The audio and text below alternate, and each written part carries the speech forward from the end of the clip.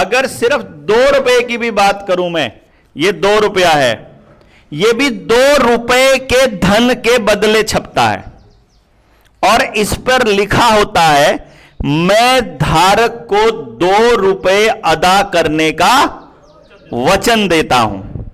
और अगर 1 रुपए की मैं बात करूं आपके सामने, इसके ऊपर और इस 2 रुपए के ऊपर, इन दोनों में अगर मैं फर्क बताऊं तो आपको पता चलेगा कि 1 रुपए के इस नोट के ऊपर लिखा होता है भारत सरकार। क्या लिखा होता है? भारत सरकार, या नीचे लिखा होता है गवर्नमेंट ऑफ इंडिया। क्या लिखा होता है? क्या क्या है? गवर्नमेंट ऑफ इंडिया, और दूसरा शब्द है भारत सरकार 1 रुपए के नोट के ऊपर। अब चक्कर यह है कि अब ये 2 रुपए का नोट आ गया, इसके ऊपर कहीं भी भारत सरकार नहीं लिखा होता, कहीं भी गवर्नमेंट ऑफ इंडिया नहीं लिखा होता, कहीं भी। 2 चीजें भाई, जब बैंक को जब नोट को छापा जाता है तो अगर सरकार ही छाप रही है तो उसको मालूम है कि उसे क्या लिखना है सामने, क्योंकि शब्द क्या लिखना है इसके ऊपर पूरा जांच होती है, नीचे से लेकर ऊपर तक पूरा सेक्रेटरी लेवल पे चेक करता है, तब करता है फाइनल कि हां ये ठीक लिखा है, इस पे जो भी लिखा। क्यों जी? अब इस पे लिखा है सबसे ऊपर भारतीय reserve bank, reserve bank of India. लेकिन एक गड़बड़ और है इसके अंदर। अब ऐसा तो पता नहीं है कि आदमी कहता हो कि कभी तो मतलब आप किसी का नाम कुछ ले दो, कभी किसी का नाम कुछ ले दो, खास तौर पे भारत सरकार का या हरियाणा सरकार या पंजाब सरकार। आप में से सरकार के खिलाफ किसी ने कभी कोई मुकदमा लड़ा है? पुलिस आपको गिरफ्तार करके ले गई हो, सरकार ने कराओ, हुआ है? उसमें क्या लिखता है वो? आपका नाम क्या है? Pushpendra versus state of Punjab, ऐसे लिखते हैं, ठीक है ना जी? कभी भी जब लिखा ना सरकार के खिलाफ जब भी मुकदमा होगा, Pushpendra versus state of Punjab. जब भारत सरकार के खिलाफ अगर मुकदमा होता है तो उसमें लिखा जाता है Pushpendra versus union of India. Pushpendra versus, अगर कोई दूसरा शब्द इस्तेमाल किया जा सकता है, Pushpendra versus government of India. तीसरा शब्द जो इस्तेमाल किया जा सकता है, हमारे पासपोर्ट के ऊपर लिखा होता है Pushpendra versus Republic of India. Bharat सरकार को बताने के 3 ही नाम हैं, Republic of India, union of India and government of India. ठीक है जी? इनमें से तीनों में से कोई भी नाम यहां पर नहीं लिखा हुआ। इनमें लिखा हुआ है guaranteed by the central government. ठीक है जी? और यह शब्द तब से उठाया गया है जब भारत आजाद नहीं था, और जब हमारा भारतीय रिजर्व बैंक बना वो साल था 1934।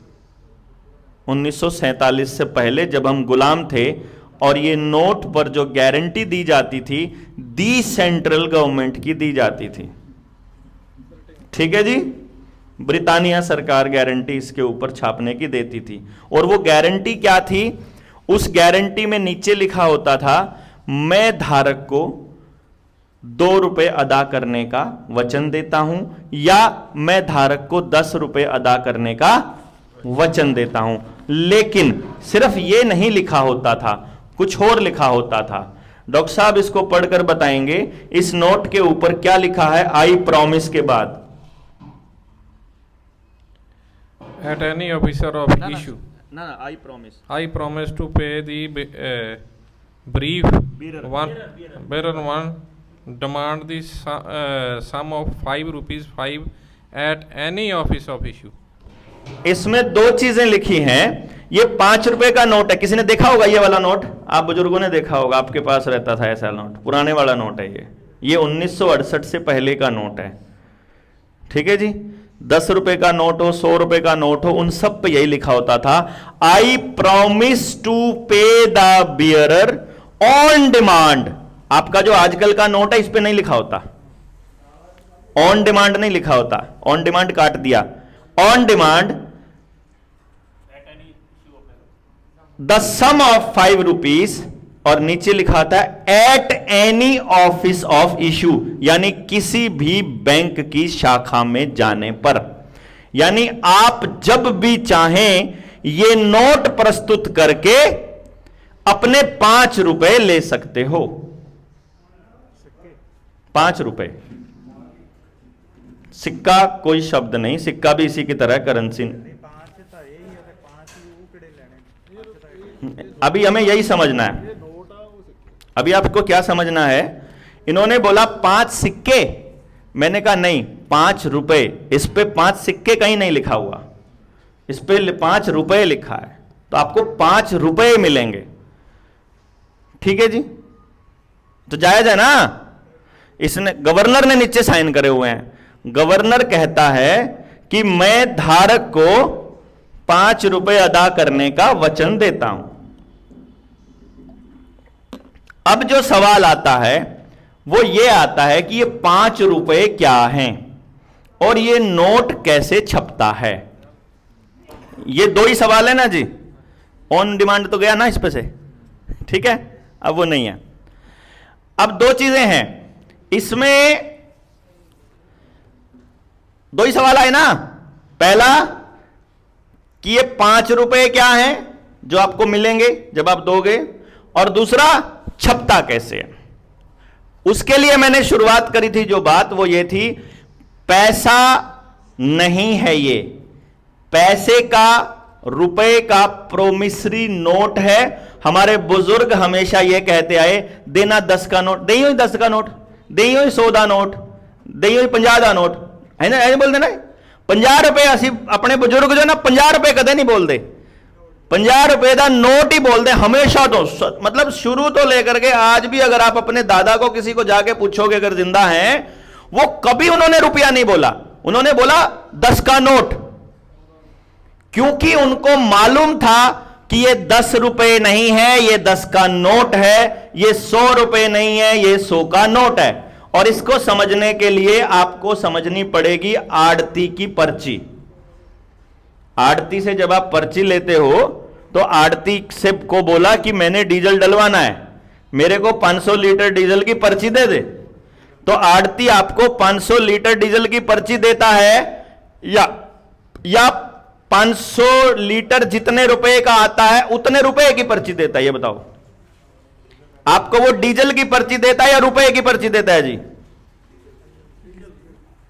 डीजल की देता है वो, ठीक है ना। अगर उस डीजल को, हाँ, this note is a legal tender for all debts public and private, ठीक है ना जी। ये जो मैं जो शब्द बोल रहा था ये अपने डॉलर के ऊपर आराम से लिखा हुआ है, इसके ऊपर ये लिखा हुआ है, $1 है ये अमेरिकन डॉलर, इस पे लिखा है this note is legal tender for all debts public and private. आपने एक चीज और सुनी होगी, जिस टाइम नोटबंदी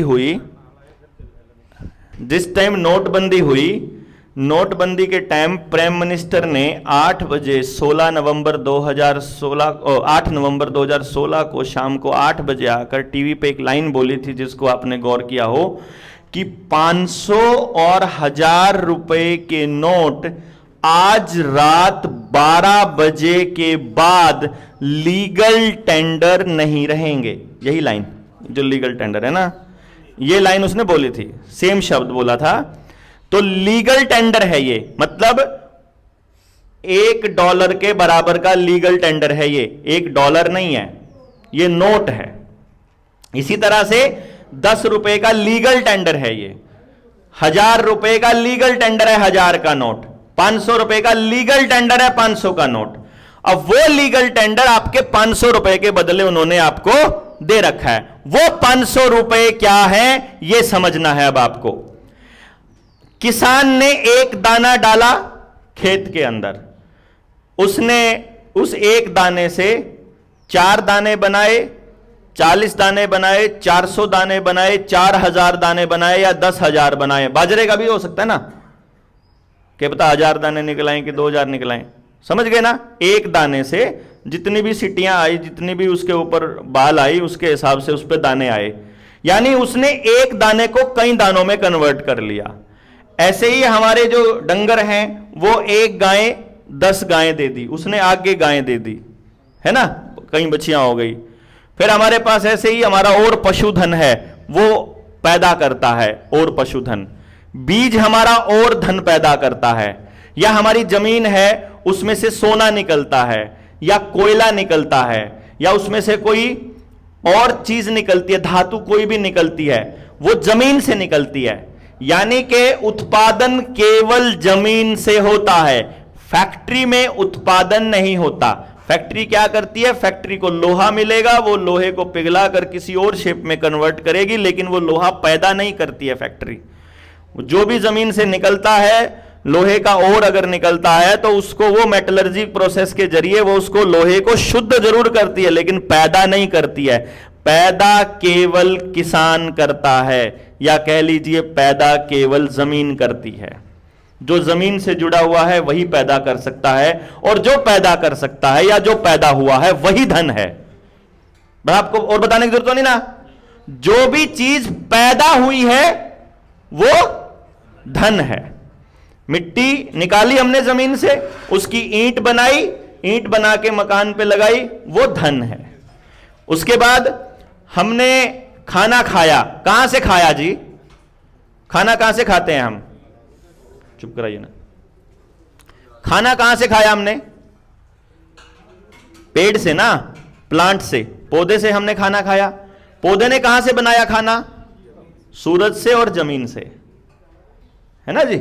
यानी हमारा जो चलना है, हमारी बॉडी में जो भी चीज बनती है, जितना भी हमारा खून बनता है, जितना भी हमारा अंदर और प्रोडक्शन चलता है, वो सारा प्रोडक्शन कहां से हुआ, खाने से, या कह लीजिए सीधा जमीन से और सूरज से। तो मुझे चलाने वाली ताकत जब प्रकृति है, तो मैं किसी के हिसाब से क्यों चलूं, यह है प्राकृतिक लॉ, यह है नेचुरल लॉ, कि मैं आजाद क्यों हूं, ये एक कारण है। ये आपको गुलाम क्यों कहते हैं, ये कहते हैं कि आप गुलाम इसलिए हो क्योंकि आपकी बर्थ रेट, जो जन्म के समय जो मृत्यु दर था वो बहुत ज्यादा था, पहले बहुत बच्चे मरते थे, हमने ये वाले इंजेक्शन लगाने शुरू किए तो अब जो है मरने कम हो गई, ऐसा ये बोलते हैं, जो कि झूठ है वैसे तो, लेकिन ये कहते हैं कि क्योंकि तुम जिंदा हो हमारी वजह से, हमने जो तुमको इंजेक्शंस लगाए। इधर कोरोना में भी तुम्हारा सब कुछ जाने वाला था, तुम सब मरने वाले थे, हमने ही लगा के तुमको बचाया, इसलिए तुम्हारी जान पर हमारा हक है, ऐसा ये साबित करते हैं। इसीलिए क्योंकि ये कहते हैं कि तुम अपने आप को identify as a individual identify नहीं कर सकते, क्योंकि तुम तो इस धरती पर होते ही नहीं, अगर हमने तुमको पैदा होते ही इंजेक्शन ना लगाया होता तुम तो मर चुके होते, ऐसा ही बोलते हैं। इसीलिए वो बचपन से लगने वाले सारे इंजेक्शंस के ऊपर सरकार का इतना ज्यादा फोर्स रहता है। तो आप इंडिपेंडेंट तरीके से एक मतलब आइडेंटिटी हैं। तो आपने जो धन बनाया खेत के अंदर किसान ने, जब ये धन आप जाकर के मंडी में देते हो, किसी को भी देते हो, तो उसके बदले में आपको धन मिलता है। पहले ये धन जो किसान था ये समाज के बाकी धनों के साथ आपस में बदल लेता था, कि जैसे किसी नाई ने अपने पूरे साल की ऊर्जा हमको देनी है, अपना पूरा ऊर्जा श्रम धन देना है, तो नाई का एक हिस्सा निकल गया। हमारे किसी खाती का था, लकड़ी का काम कारोबार, बढ़ई का जो काम था ना, कारपेंटर का, तो उसका एक हिस्सा निकल गया। हमारे चमार का एक हिस्सा निकल गया, हमको वो जूते बनाकर दे रहा था। हमारे दूसरे जितने भी कामगार लोग थे, कुम्हार हो गया, सुनार हो गया, लोहार हो गया, सबका हिस्सा निकलता था कि तुम्हारा धन हमें मिले और हमारा धन तुमको। अब ये धन जब सरकार के पास जमा होने लगा, तो इस धन को जमा करके सरकार ने इसके बदले में हमको नोट देना शुरू किया। ठीक है, अब केवल धन के बदले में ही नोट जाता है। फिर सरकार ने धन का रूप बदलना शुरू कर दिया, क्योंकि अनाज को सालों सालों तक रखा नहीं जा सकता, अनाज को सालों तक रखा नहीं जा सकता, तो हमको कुछ ऐसा चाहिए जो सालों साल रखा रहे और खराब ना हो। तो इसीलिए धातुओं का इस्तेमाल होने लगा। लोहे को लेना शुरू किया तो लोहे में जंग लग जाता है, वो कम हो जाता है। लोहे को गाड़ दो आप जमीन में तो वो कुछ साल के बाद क्या पता मिले ही ना वहां, उस मतलब अगर कुछ मिले तो कुछ उतरा हुआ मिले उसमें से, वैसे रख दो, क्या पता वो अपने आप झड़ता रहे और वो खत्म हो जाए, ऐसा पॉसिबिलिटी है। चांदी के साथ भी ऐसा ही होता है। लेकिन सोना एक ऐसी धातु है जिसको अगर आप मान लो 1 किलो सोना आपने गाड़ दिया और 1000 साल के बाद भी निकालोगे तो कोई मिलीग्राम में मतलब उसमें से कमी मिलेगी। सोना एज इट इज रहेगा जैसे वो था, इसीलिए धन को रिप्लेस कर दिया सोने से। यानी आपने जो भी धन कमाया, पहले जो भी धन कमाया यहां पे, उस धन के बदले आपको मिलेगा सोना। पहले सोने में भी ट्रेड होता था, फिर सोने में ट्रेड होने लगा तो सोने के उस ट्रेड को आसान करने के लिए कि यहां से सोना लेकर जाओगे, वहां जाकर के सोना दोगे, फिर ऐसे सोना दोगे, तो रॉथस्चाइल्ड फैमिली ने चालू की बैंकिंग। उसने कहा जाकर के सोना लाद करके लेकर जाने की जरूरत नहीं है, मेरे से एक पर्ची बनाकर ले जाओ, गारंटी है जिसके ऊपर, मेरी गारंटी है, मेरी गारंटी की पर्ची लेकर जाओगे, मेरी सील लगी होगी, तो तुम किसी कंट्री में जाओ, उसी कंट्री में मेरी सील की ये रसीद दिखा देना, मेरा ये नोट दिखा देना, प्रोमिसरी नोट दिखा देना, और वो तुमको उसके बदले का धन दे देगा। ये एक्चुअली चालू हुआ सबसे पहले, रुपया ऐसे चालू, ये नोट ऐसे चालू हुआ। तो उसने वो धन के बदले में प्रोमिसरी नोट देने स्टार्ट किए। वो प्रोमिसरी नोट देकर के बंदा अगले देश में जाता या अगले किसी जिले में जाता और वहां से वो उसके बदले धन ले लेता।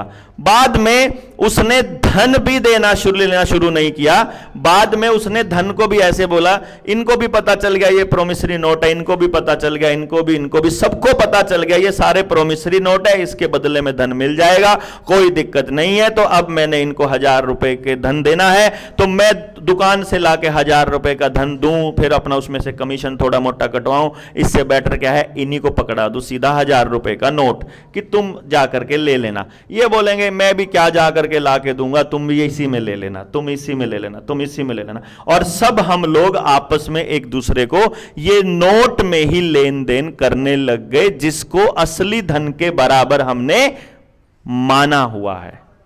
समझ गए जी नोट कैसे छपता है? नोट छपने का सरकार के पास सिर्फ एक ही नियम है, जितना धन सरकार के पास होगा उतने ही रुपए के नोट सरकार छाप सकती है, और कोई भी तरीका नोट छापने का संभव नहीं है। धन होना चाहिए, और यह हमारे बुजुर्गों को पता है। उनको सिर्फ एक लाइन पता है जो अधूरी है। बुजुर्गों को वो लाइन मालूम है कि सरकार के पास जितना सोना होता है उसके बराबर के ही नोट छाप सकती है। ये लाइन आपको बताई गई है, आपके बुजुर्गों ने बताई थी, लेकिन वो कितना सोना होता है ये नहीं बताया। बस यहां पर पंगा है। हमने जब रुपए की डेफिनेशन जानने की कोशिश की कि रुपया क्या है, जिसको आप कहते हो कि मैं धारक को 100 रुपए अदा करने का वचन देता हूं, तो वो रुपया मिलेगा जब कहीं कहीं दस्तावेजों में कुछ मिलेगा, तभी तो बताएंगे ना भाई, कहीं लिखा होगा तो दस्तावेजों में। तो वो रुपया जब मिलता है तो उसके, क्योंकि देखो आपने एक चीज नोटिस करी होगी, 1 रुपए का सिक्का भी बनता है, वो लोहे का है अभी आजकल। फिर इससे पहले वाला था उसमें लोहे की मिनावट कम होती थी, वो चिपकता नहीं था उसके साथ, मैग्नेट के साथ। 1 रुपए का नोट भी बनता है। अब आप मुझे यह बताइए कि ये जो 1 रुपए का नोट छापा भारत सरकार ने, ये 1 रुपए की कीमत और जो 1 रुपए का सिक्का है इसकी कीमत और जो 1 रुपया है, इन तीनों की कीमत बराबर होनी चाहिए। क्यों जी? और इसका कोई ना कोई नियम तो होना चाहिए, क्योंकि यह लड़ाई सिद्धांत की लड़ाई है जो आपके बीच आकर के हम लड़ रहे हैं। अगर आपको यह लगता है कि सिद्धांत को फॉलो करना चाहिए तो आप यह लड़ाई लड़ोगे, और मुझे लगता है कि किसान कौम ही है जिसको सिद्धांत की लड़ाई लड़नी आती है, जो सिद्धांत की लड़ाई लड़ सकती है, या सिद्धांतों पे जिसने जो टिका रहा, जो नहीं टिका रहा, वो या तो किसान नहीं रहा या जिसका परिवार टूट गया, वो किसानी कर ही नहीं रहा, फिर वो व्यापारी कर रहा है, फिर वो बेच ही रहा है सब कुछ। अदरवाइज किसान सिद्धांत की लड़ाई लड़ता है, और किसान के घर में मैं पैदा हुआ हूं, मुझे मालूम है जब मेरी दादी किसी को घी देती थी और जब उसके बराबरी, जब उसकी डांडी वो ताखड़ी को तोलती थी, बिल्कुल 0 पे लाके तो मतलब डांटती थी, तब जाके तोलना शुरू करती थी। ऐसा ही होता था ना जी। वो ये कहती थी 1 ग्राम भी इधर या उधर नहीं होना चाहिए, बाद में एक्स्ट्रा देना है दे दो, कोई दिक्कत नहीं है, लेकिन शुरुआत सिद्धांत से होगी, 0 से होगी। 1 किलो मतलब 1 किलो, चाहे लोहे का हो, चाहे सोने का हो, चाहे पत्थर का हो, 1 किलो का वजन मतलब 1000 ग्राम। इसमें इधर या उधर, इफ या बट, कोई कंफ्यूजन, कोई भाईचारा भी नहीं चलेगा उसमें ना भाई, यहां तो बिल्कुल कोई सीन नहीं। क्यों जी ऐसे करते ना हम लोग, क्यों बाबू? ये सिद्धांत है। तो जब हमने कागज निकाले तो हमको कुछ पुरानी चीजें मिली, कुछ नई मिली, कुछ पुराने सिद्धांत मिले, कुछ नए सिद्धांत मिले। इन पुराने सिद्धांतों की अगर गहराई में जाएंगे तो हमको कुछ ये सिक्के मिले।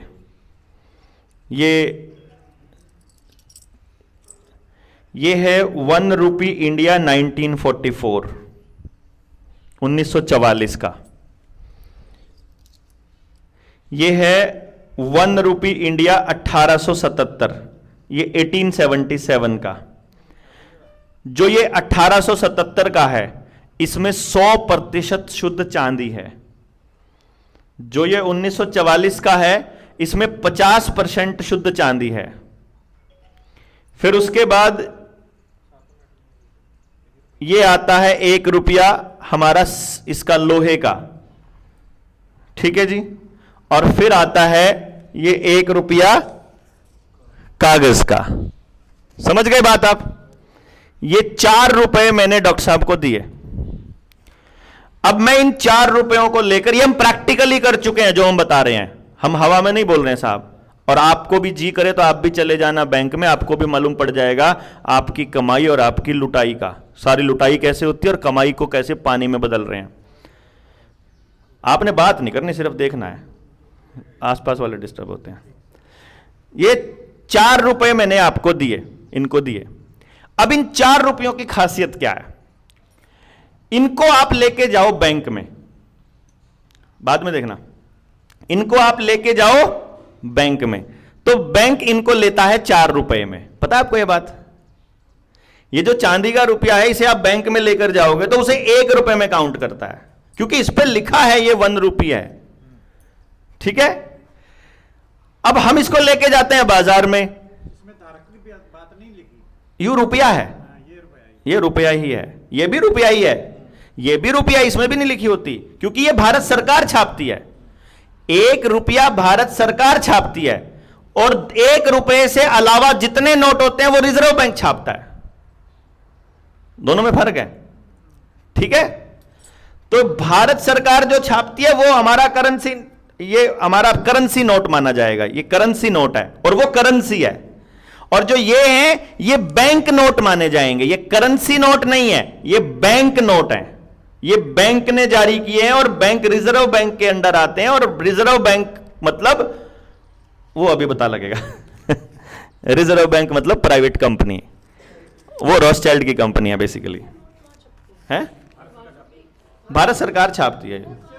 वो उस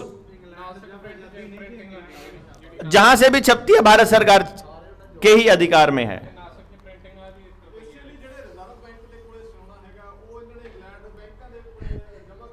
जे बात अभी बता देते हैं, रुको, यहीं आएंगे सारा क्वेश्चन, सारे जवाब यहीं आएंगे, एक एक बात का जवाब आ जाएगा आपके पास।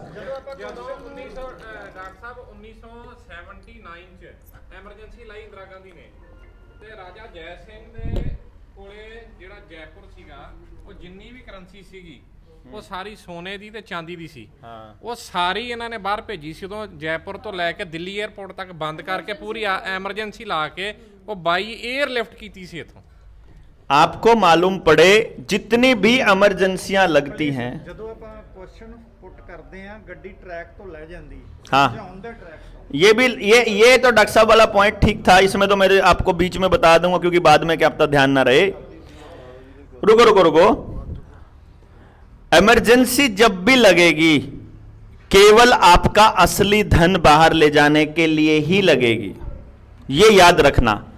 जितने भी लॉकडाउन लगेंगे, जितने भी युद्ध होंगे, जितनी भी महामारी आएंगी, जितने भी अकाल पड़ेंगे, ये केवल और केवल आपके सारे रास्ते बंद करके आपको घर में बिठाकर यही काम के लिए होंगे।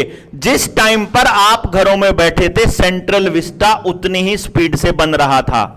जिस टाइम आप घरों में बैठे थे आपके एलिवेटेड हाईवे नहीं रुके बनने, समझ रहे हो ना। इन एलिवेटेड हाईवेज के ऊपर जो 5G के बड़े बड़े बड़े ट्रॉले बड़े ट्रक गए ना, वो खाली रोड चाहिए थे उनको वो लेकर जाने के लिए, जो लाना ले जाना था, जो नशा इधर लेकर आना था देश के अंदर, और जितना सोना यहां से लेकर जाना था, उसके लिए रोड बंद चाहिए थे इनको। ठीक है ना। असली तो कहानियां कुछ और होती हैं, आपको दिखाई कुछ और देता है, इसलिए हम लड़ते रहेंगे बीमारी के ऊपर थी कि नहीं थी, असली कहानी पीछे कुछ और ही चल रही होती है।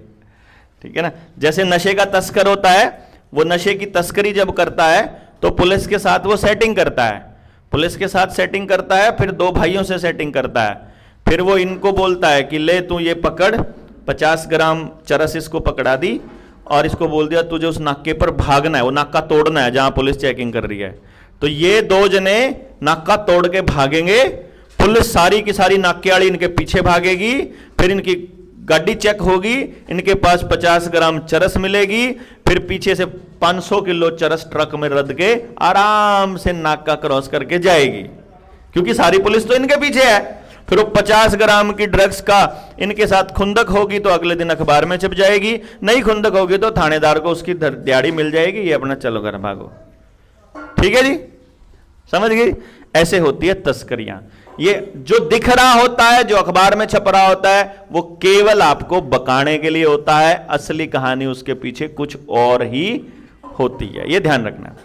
तो अब आपको, जब आप बैंक में गए, हम गए मतलब हम लोग, हमारी टीम के साथी जो गए, जो ये 4 रुपए बैंक में लेकर गए, तो बैंक ने लिया 4 रुपयों में। इन्हीं 4 रुपयों को बाजार में जाते हैं लेकर के, तो इनकी कीमत होती है इनके हिसाब से। जो नोट है और लोहे वाला है उसको कहते हैं एक एक टॉफी मिल सकती है। जो 50% चांदी वाला है, जो चांदी का रेट है उतने वजन का चीजें मिल जाएंगी, और जो 100% चांदी है उसके हिसाब से आपको मिल जाएगी। वो 1 तोला चांदी है, वो आधा तोला चांदी है, उसके हिसाब से आपको सामान मिल जाएगा। इसका मतलब 1 रुपए की वैल्यू चांदी वाली कीमत माने या 1 रुपया माने, आप बताइए। क्योंकि सरकार ने, जब हमने यही बात सुप्रीम कोर्ट के सामने रखी, सुप्रीम कोर्ट के जजेस की जो पीठ थी उसके सामने रख के हमने ये पूछ लिया जी बता दो इन चारों में से असली रुपया कौन सा है। ठीक है, सुप्रीम कोर्ट के जज के पास जवाब नहीं था, और वो ये बोलते हैं कि आप जो कह रहे हैं वो 100% सही है, but your SLP is dismissed. और एकांत में जाकर वो कहते हैं कि हमको रुपए पर कोई भी मुकदमा लेना अलाउड नहीं है जी। ठीक है, तो फिर हमने कहा कि ठीक है जज साहब, हम जनता की अदालत में जाएंगे, अब जनता डिसाइड करेगी असली रुपया कौन सा है, तुम्हारा ये कागज वाला या ये सोने वाला। और तुम्हारे सामने हम और कागज लेकर आते हैं तो आपको पता चलता है ये चारों में से असली रुपया कोई सा नहीं। असली रुपया चांदी का, लोहे का या कागज का नहीं होता। ये चांदी है, ये रुपए में चलती थी, लेकिन ये रुपया नहीं है। आज भी इसकी कीमत हमारे कागज वाले से ज्यादा है। ठीक है ना, 1 तोला चांदी का जो भी रेट है 800 रुपए 700 रुपए जो भी आप मान के चलो, आज भी इसकी कीमत उस कागज वाले से ज्यादा है, लेकिन यह भी असली रुपया नहीं है। असली रुपया होता है स्टैंडर्ड। जैसे मैंने आपको क्या बोला, लोहे वाला 1 किलो का बट्टा ज्यादा तोलेगा या सोने वाला तोलेगा जी साहब? क्योंकि वो धातु कौन सी है इससे फर्क नहीं पड़ता कि 1 किलो का बट्टा कौन सी धातु का है, लोहे का है कि चांदी का है। असली है कितने ग्राम वजन है, समझ गए जी। और 1 रुपया भी यह नहीं होता कि वो कौन सी धातु का बना है, उसमें कितना धन है। समझे? 1 रुपए में कितना धन है, कितना अनाज है, कितना गेहूं है, कितनी कपास है, कितना सोना है। असलियत में जितना धन होगा वो रुपया है। और सरकार ने ऑफिशियली रुपए को जो धन जो बराबर रखा है वो 777 मिलीग्राम सोना रखा हुआ है। 1 रुपया बराबर 777 मिलीग्राम सोना, ये धन है 1 रुपए की कीमत।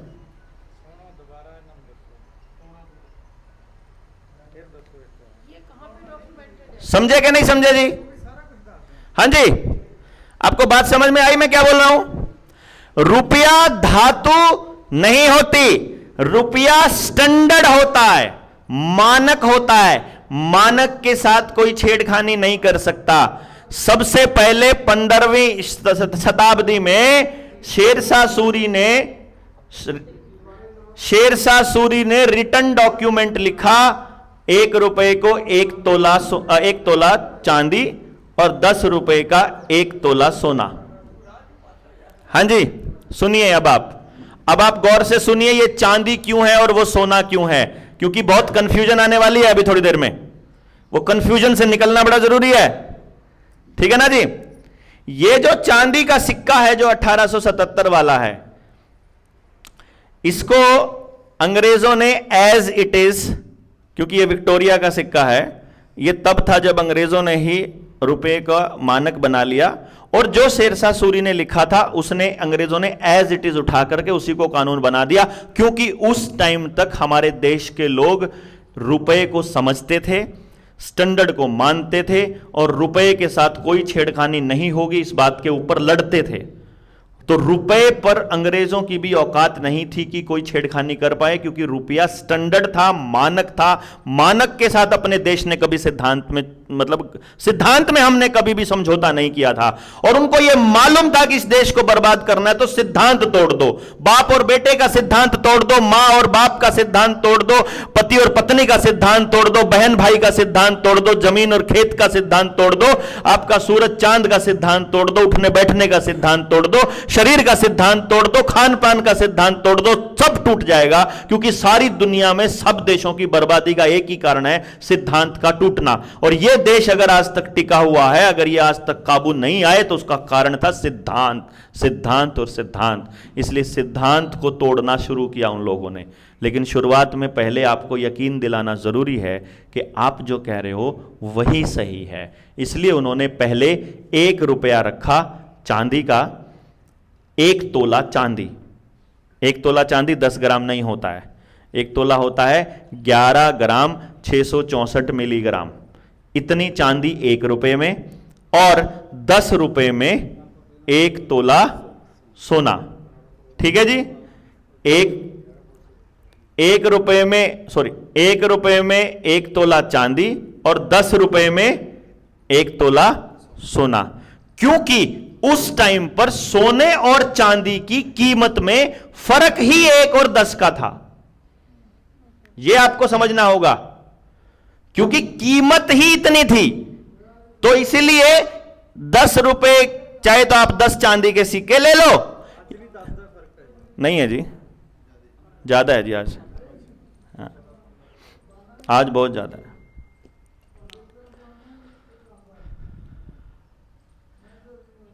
सोने और चांदी की कीमत में कितने का फर्क था? 10 गुना का। आपको सिर्फ ये 10 गुना का फर्क याद रखना था। अब आपको अगर 10 रुपए हैं आपके पास, तो कितना सोना है? 1 तोला। अब मैं चांदी को यहां से निकाल रहा हूं, ध्यान रखना है, क्योंकि सिद्धांत चांदी नहीं है, सिद्धांत सोना है। धन की असली जो डेफिनेशन है वो सोना है, बस। और जितना धन होगा उतनी ही रुपए की कीमत होगी। 1882 में पहली लूट शुरू हुई, पहली लूट, जो जनता को पता नहीं चली और जनता ने सिद्धांत के साथ गड़बड़ी को देखा अपनी आंखों के सामने होते, और वो कैसे बर्बाद होती है। अगर आपको यह बात समझ में आ गई, आपको इमीडिएटली अपनी जमीन जाती हुई दिखाई दे जाएगी। अगर आपने मेरी यह बात सुन ली ना, समझ ली, तो आपको अपने लोन और जमीन का मतलब पता चल जाएगा। वो क्या, देखो, अब ये वाली लाइन है, मेरे पास 150 रुपया रखा हुआ है। कितना रुपया? 150 रुपया। मैं 150 रुपया लेके बैठा हूं और मैं अपनी घरवाली को बोल रहा हूं दिन में कि भगवान कल मैं इस रुपए का ना सोना ले आता हूं। तो कितना सोना आएगा? कितना तोला आएगा जी? सिद्धांत है 150 रुपए में 15 तोले सोना, क्योंकि वो रुपया धन नहीं है। धन क्या है? सोना। रुपया तो सिर्फ एक लेन देन का साधन है। रुपया असली धन लेके घर में रख ले। धन क्यों रखता है आदमी अपने घर में? मालूम है क्यों रखता है? आदमी धन क्यों रखता है, सोना क्यों रखता है? कैलामिटी से कैसे बचेगा? जरूरत हो तो इसको एनकैश करा लिया जाए।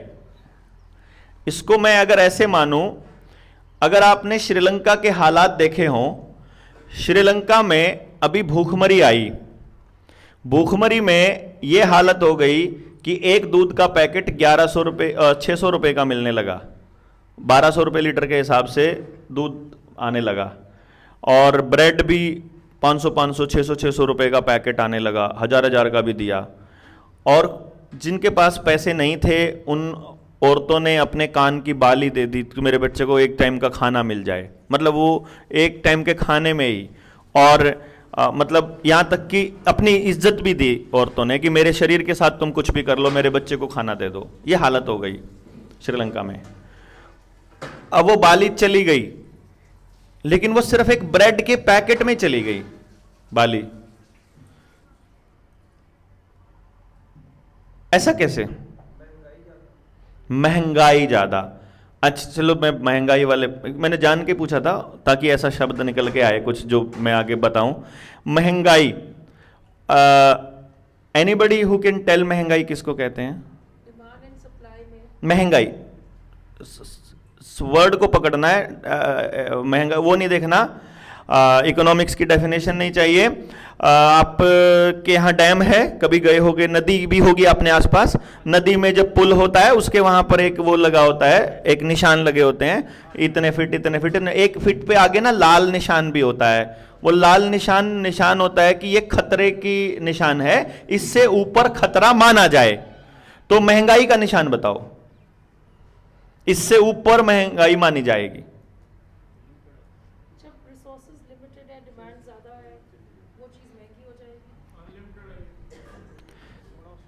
ये मैंने बोला अभी उसी टाइम पर लिमिट, क्योंकि एक कुछ ना कुछ तो फिक्स होना चाहिए ना कि महंगाई की लिमिट होगी ना, कि इससे ऊपर महंगाई नहीं होनी चाहिए, नहीं तो कभी भी कुछ भी हो जाएगा। आपका 1 किले के बदले रोटी मिलेगी एक दिन।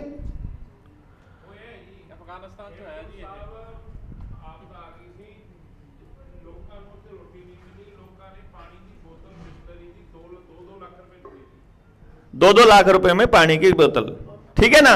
मैं वही कह रहा हूं ना कि अगर ऐसे चुटकी बजेगी और कभी भी आपकी किसी भी चीज की कीमत कितनी हो जाएगी, there should be some limit ना। इंसान है हम लोग, इंसानों को जिंदा रहने के लिए, जो जिंदा रहने के लिए जरूरी चीज है उसकी लिमिट होनी चाहिए कि तुम उसके बदले में क्या क्या ले सकते हो हमसे, नहीं ना। अदरवाइज हमारे बच्चों के लिए क्या भविष्य है हम नहीं समझ पाएंगे। हमारा पर्पज एक मां बाप होने के नाते यह है कि हम अपने बच्चों का भविष्य जो है वो सुरक्षित रख पाएं। उस भविष्य के लिए तो सारी लड़ाई लड़ रहे हैं ना।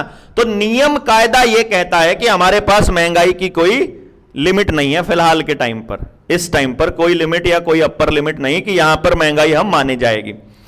चलिए अब हम इसको यहां मानते हैं कि ये जो 150 रुपए मेरे पास रखे हुए हैं, मेरे पास कितना धन रखा है?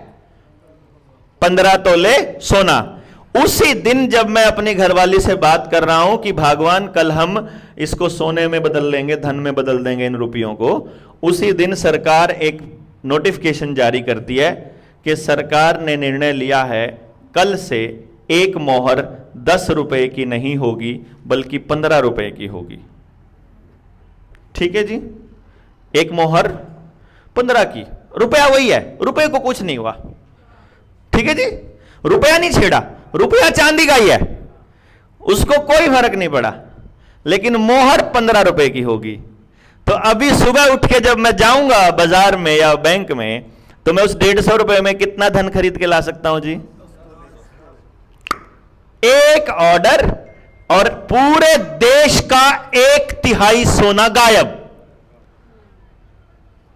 नहीं समझे? जितने रुपए देश की जनता के पास पड़े थे उसमें जितना सोना उनको आपको देना था, एक ऑर्डर आया और उसका 1/3 सोना देना ही नहीं, अब ऑफिशियली कानूनी गायब। नहीं है? वादा कुछ और किया था और टक से कर दिया। अब ये 1/3 गया। अब सोचो, अगर किसी दिन इसी तरह से एक कानून सरकार बना दे कि अब रुपए के पीछे कोई धन नहीं होगा, बस ये कागज का टुकड़ा ही रुपया है, तो जितना हमारे पुरखों ने सोना कमाया था सब एक झटके में गायब। सोने की परचेजिंग पावर है, इस कागज के टुकड़े की कोई परचेजिंग पावर नहीं है साहब। इसकी परचेजिंग पावर केवल तब तक है जब तक इसके पीछे धन है। अगर इसके पीछे धन नहीं है तो इसकी कोई परचेजिंग पावर नहीं है। और जो आपने बोला था, जब मैंने आपसे सवाल पूछा था कि क्यों लेके रखते हैं हम सोना अपने घर में, हम 1 साल का अनाज रखता है किसान अपने घर में, अपने डंगर रखता है अपने घर के अंदर, अपनी गाय रखता है, अपनी भैंस रखता है, वो अपनी बकरी भी रखता है, वो अपना ऊंट भी रखता है, वो अपना तेल भी अपने आप उगा लेता है और वो अपने आप सारा काम कर लेता है। और वो सोना भी इसलिए रखता है क्योंकि सोना और जमीन ही असली धन है, पशुधन ही असली धन है, अनाज ही असली धन है। वो धन है जो असलियत में किसान अपने पास रखता था। किसान को बर्बाद करना है तो उसको निर्धन कर दो, निर्धन, बिना धन का, उसके हाथ में सिर्फ कागज का टुकड़ा पकड़ा दो। तो जब वो ये कागज का टुकड़ा अपने आप लेकर आ गया तो अब वो क्या कहता है साहब कि सरकार केवल उतने ही नोट छाप सकती है जितना धन सरकार के पास रखा है, जितने रुपए का सोना रखा है। And for your kind information, आज के टाइम पर भारत में 800 टन सोना रिजर्व बैंक के पास है, जो वो कहता है कि हमारी अमानत है। कितना टन सोना? 800 टन। और 800 टन सोने की अगर आप कीमत लगाएं, ये लगभग 800 टन है, ये 800 टन सोने की यदि आप कीमत लगाएं तो ये बनती है 4.8 लाख करोड़। कितनी बनती है? 4.8 लाख करोड़। अब आपको यही रखना है, चांदी में काउंट करके ये बनती है 4 लाख करोड़। चांदी का कोई रोल नहीं, धन मतलब सोना, रुपया मतलब सोना। 1 रुपया मतलब 777 मिलीग्राम सोना। और ये ਜਿਹੜੀ 8 ਟਨ ਦੀ ਤੁਸੀਂ ਕੀਮਤ ਲਾਈ ਹੈ, ਜਿਹੜਾ ਚਲੰਤ ਰੇਟ 50,000 ਚੱਲਦਾ ਪਿਆ, ਇਹ ਵਾਲੀ ਰੇਟ ਲਾਇਆ ਜਾਂ ਆਪਣਾ ਚਾਂਦੀ ਵਾਲਾ ਜਿਹੜਾ ਆਪਾਂ ਵੇਖ ਰਹੇ ਸੀ ਉਹ ਲਾਇਆ? देखिए, मैंने रुपया बोला है, मैंने करेंसी नोट नहीं बोला है, रुपया। 800 टन की जो कीमत है 777 मिलीग्राम के हिसाब से हमारे 4.8 लाख करोड़ रुपया बनता है। इसका मतलब भारत की सरकार केवल 4.8 लाख करोड़ के नोट ही छाप सकती है। इससे ऊपर नोट अगर सरकार ने छापा है तो वो कागज का टुकड़ा है, यानी वो रुपया नकली है। नकली रुपए के बदले में आपसे आपकी जमीनें लेकर गए। अभी रात को बैठे हुए हैं पिछली सरकार, क्योंकि जो जिस बात का मैं जिक्र कर रहा हूं ये तब की बात है, 2003, 2004, 2008 से पहले। वो क्या करते हैं, बैठे हुए सरकार में बैठे लोग, प्रधानमंत्री बैठा है अपने दोस्तों के साथ, बैठा है कि बैठी है जो भी है, ठीक है। अब वो दोस्तों के साथ बैठे बैठे प्लान कर रहे हैं, ये अंबानी का पिताजी उस टाइम पे ऐसा होगा, या कोई और नेता होगा, कोई टाटा होगा, कोई बिरला होगा, कुछ भी होगा। वो कहता है कि जी ऐसा करो, अब इसको आप ऐसे मान के चलो कि आपके गांव में सुनार होता था, लगभग हमारे गांव में एक दो गांव का एक सुनार तो होता ही था। सुनार से हम सारा सोने का जितना कारोबार वहीं से करते थे, और जो सुनार था ना वो सोने के सिक्के और चांदी के सिक्के भी बनाया करता था। और उसके बदले में हम लोग मान लो पर्ची लेके चले जाते हैं, और वो पर्चियां उसके बदले में सोना लेन देन कर दे, यही रिजर्व बैंक की तरह, जैसे रिजर्व बैंक उतना ही सोना दे देगा। अब हमने मानना शुरू कर दिया कि ये पर्चियों के बदले में सोना हमारा रिजर्व बैंक के पास रखा है। अचानक से वो जो बिजनेसमैन है वो बैठ के अगर सरकार के आदमी के साथ या बैंक के आदमी के साथ बैठ के प्लान कर ले कि यार एक काम करता हूं, मैं तेरे को कुछ सोना दे देता हूं और तो उसके बदले के नोट मुझे छाप दे, क्योंकि देखो नोट का मतलब तो धन है, तो धन रिजर्व बैंक में रखा होगा, तो जो मर्जी आप इतना सोना दो उतने नोट छपवाने में क्या दिक्कत है जी, इतना अनाज दो उसके बदले में छपवाने में क्या दिक्कत है, आप छपवा लो। तो वो रिजर्व बैंक वाले कहते हैं कि भाई तुमको सोना देने की क्या जरूरत है, वैसे बोल तेरे को कितने नोट चाहिए, कि मेरे को तो इतने नोट चाहिए, कि अच्छा तेरे को चाहिए तो ठीक है। फिर अब मन मर्जी के नोट छाप दिए, नोट छाप करके बड़े बिजनेसमैन को पकड़ा दिए गए। वो बिजनेसमैन आया गांव में और बोला आप सबको, बोल जमीन का क्या रेट है। आपने बोला हम नहीं बेचते, जमीन तो हमारी माँ है। यही डायलॉग होता था पहले किसान का, जमीन को वो माँ के बराबर रखता था। फिर उसने किसी पड़ोस के किसान को सेट करा, किसी बिजनेसमैन को सेट करा जिसके अंदर थोड़े से बिजनेसमैन दिखाई देते गुण। उसको बोला बोल तू कर तैयार यार उसको, हैं मुख्तियार सिंह दे नहीं रहा जमीन, चक्कर क्या है। तो बोला कि यार मुख्तियार सिंह मानेगा नहीं, लेकिन मुख्तियार सिंह को मनाना जरूर है क्योंकि उसकी ज़मीन पे मेरे को वहाँ फैक्ट्री लगानी है, वो वाली जगह बढ़िया है सड़क के बिल्कुल किनारे, रेट 2 लाख का है।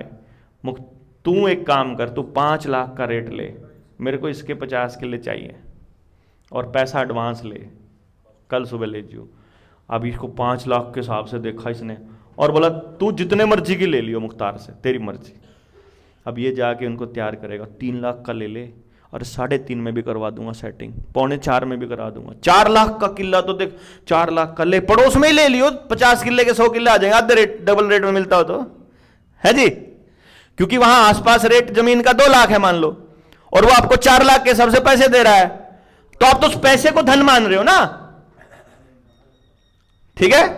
अब पैसे के बदले में, मतलब उस कागज के टुकड़े के बदले में उसने आपका धन ले लिया और उसके ऊपर फैक्ट्री बना दी। समझ गए जी। ऐसा करके अटैचियों में भर के रुपए आते थे उन दिनों में। कहां से आए अचानक से? ये वैसे ही आए जैसे 2016 में नोटबंदी हुई। नोटबंदी के बाद जब 2000 का नोट आया तो जितने भी बीजेपी के डिस्ट्रिक्ट के ऑफिस थे ना, सब जगह नोट बदले जाते थे, अगर आपको ना पता हो तो।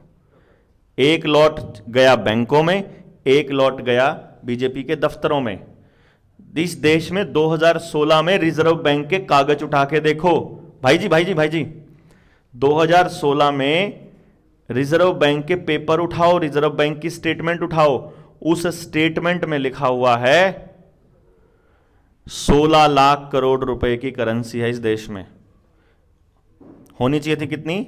4.8 लाख करोड़ की, और है 16 लाख। ना भाई मेरे से गलती हो गई, 4 लाख की नहीं होनी चाहिए थी, थोड़ी ज़्यादा की होनी चाहिए थी, क्योंकि 14 में जब मुख्यमंत्री ये प्रधानमंत्री बना था मोदी, तो उसने 200 टन सोना इंग्लैंड भेजा था बनने के बाद, अपनी ताजपोशी की रिश्वत के तौर पे।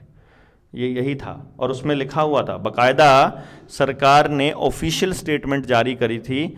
जब संसद में सवाल पूछा कि तुमने इंग्लैंड क्यों भेजा, तो उन्होंने कहा ये हमारा फैसला नहीं था, ये रिजर्व बैंक का फैसला था और सुरक्षा कारणों से इंग्लैंड भेजा था। ऑफिशियल स्टेटमेंट है ये सरकार की, इट्स नॉट माइन। मर गए नहीं है भैया, वो यहां सुरक्षित नहीं मानता ना रिजर्व बैंक। रिजर्व बैंक यहां का होता तो यहां सुरक्षित मानेगा ना भैया। मैं कि पुराने घर में अपनी गाड़ी खड़ी सुरक्षित नहीं मान रहा, अपनी को ले आऊंगा, समझ गए। तो रिजर्व बैंक अपना सोना जो है वो यहां रखा है तो उसको नहीं मानते सुरक्षित, क्योंकि रिजर्व बैंक भारत का है ही नहीं।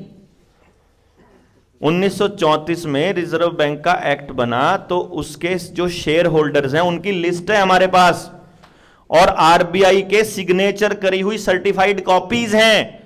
जहां भारत सरकार मालिक नहीं है वहां आप मालिक नहीं हो, मालिक वही है रॉथस्चाइल्ड और उसकी कंपनियां मिलके टोटल।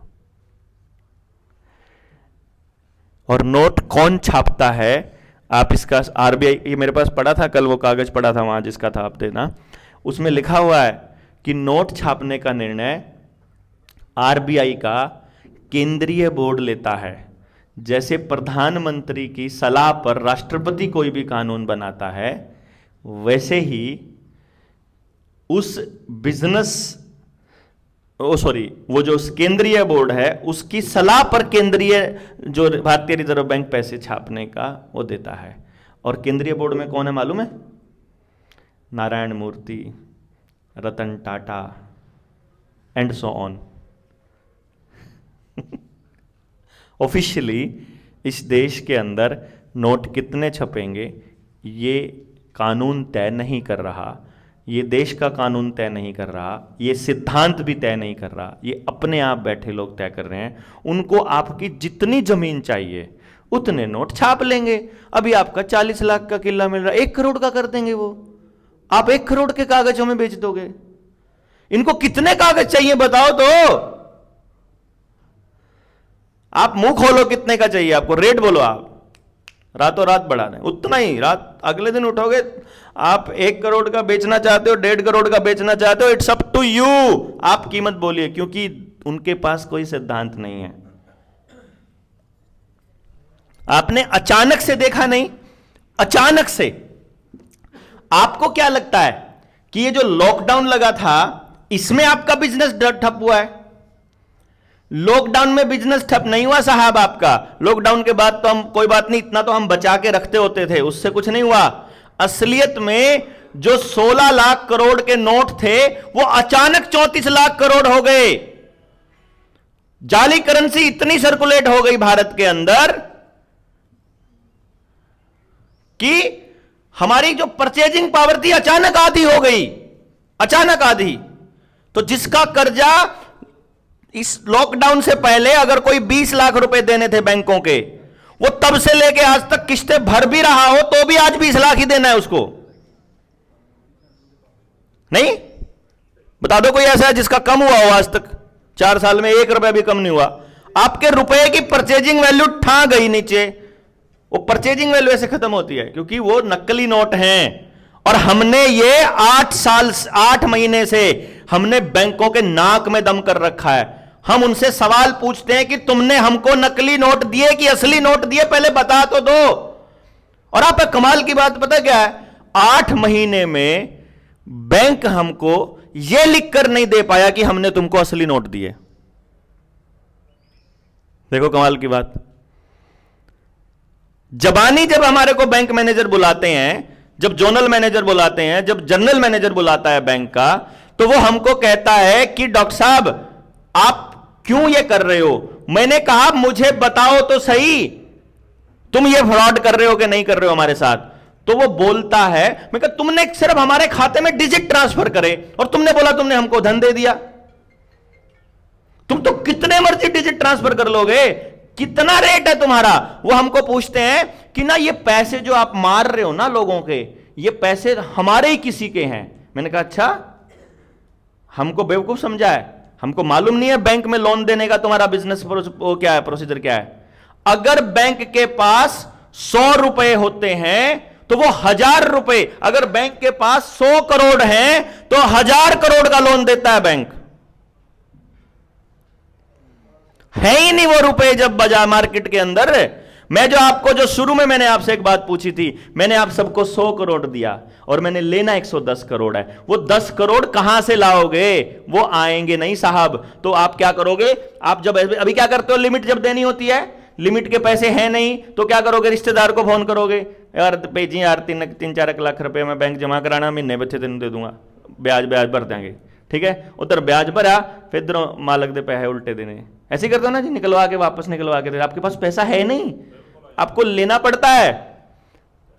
तो फिर मान लो अचानक से आपको हार्ट अटैक आ गया, जो कि आएगा अब 24-25, सरकार ही बोल रही है 6 गुना मौत होने वाली है।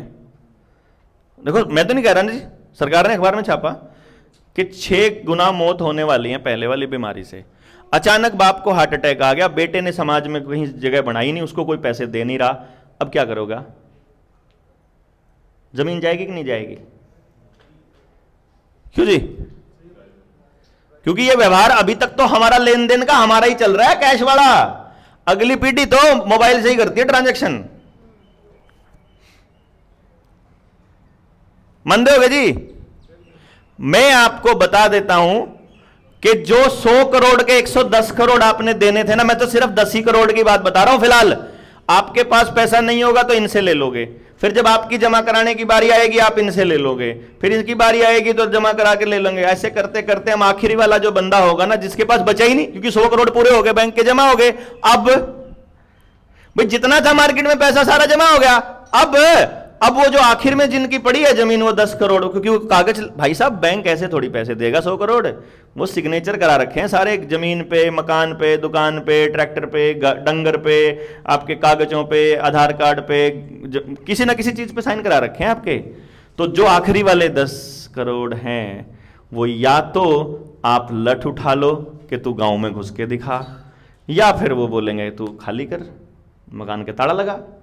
तो ही रस्ते हैं जी, या तो ये 10 करोड़ बैंक के मरेंगे, अगर ये अडानी होगा तो बैंक के मरेंगे, है?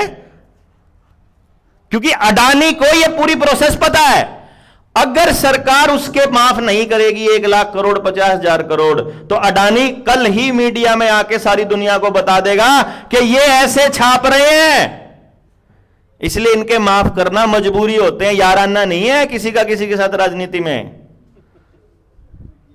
जब ये कल के हम लोगों को मालूम है, 4 लोगों को जिनके पास पूरा तंत्र बैठा है, जो आरबीआई को खरीद सकते हैं, जो उधर बैठ के रोज की सारी मीडिया को खरीद, उनको नहीं मालूम है क्या ये पूरी कहानी? जो उस लेवल पे चला जाता है उसको रुपए छापने की, रुपए बनाने की, बिजनेस करने की पूरी कहानी का पता होता है। जब हमको मालूम है, जब आपको पता लग गया अब, तो उनसे वो वीडियो छुपी होगी क्या जो वीडियो ने 50 करोड़ लोगों ने देखी है पूरे देश में? सारा देश लगभग दिमाग में तो जा ही चुका है कि यार हो क्या रहा है, हो चाहे बात पूरी समझ में आए किसी के ना आए, लेकिन उनको बात समझ में आई हुई है। इसलिए अगर ये अडानी साहब होंगे तो माफ होंगे, राइट ऑफ होंगे, बल्कि माफ भी नहीं होंगे। लेकिन एक किसान होगा तो बोलेगा माई बाप माफ कर दे अब की बार, है? और जब किसान भी कहेंगे कि पहले ये तो बता दो पैसे दिए कब थे। ठीक, अब मैं आपको दूसरी कहानी बताता हूं। ये तो एक तरीका है लूट का, ये तो एक तरीका। अब दूसरा, आप किसी को पैसे दोगे तो पैसे देते टाइम आप उसका हिसाब किताब तो रखोगे, क्यों जी? हिसाब किताब तो रखोगे ना? हिसाब किताब रखते हुए, हिसाब किताब रखने के 2 तरीके होते हैं। या तो इतना लिख देते हैं कि इतने रुपए फलाने को दिए, उसने इतने पैसे देने हैं, इस रेट पे दिए, बात खत्म, डायरी में लिख दिया। एक दूसरा तरीका होता है जब हम अपनी बैलेंस शीट में लिखते हैं, क्योंकि बैंक पूरा सिस्टम से लिखता है और पूरी बैलेंस शीट में लिखता है।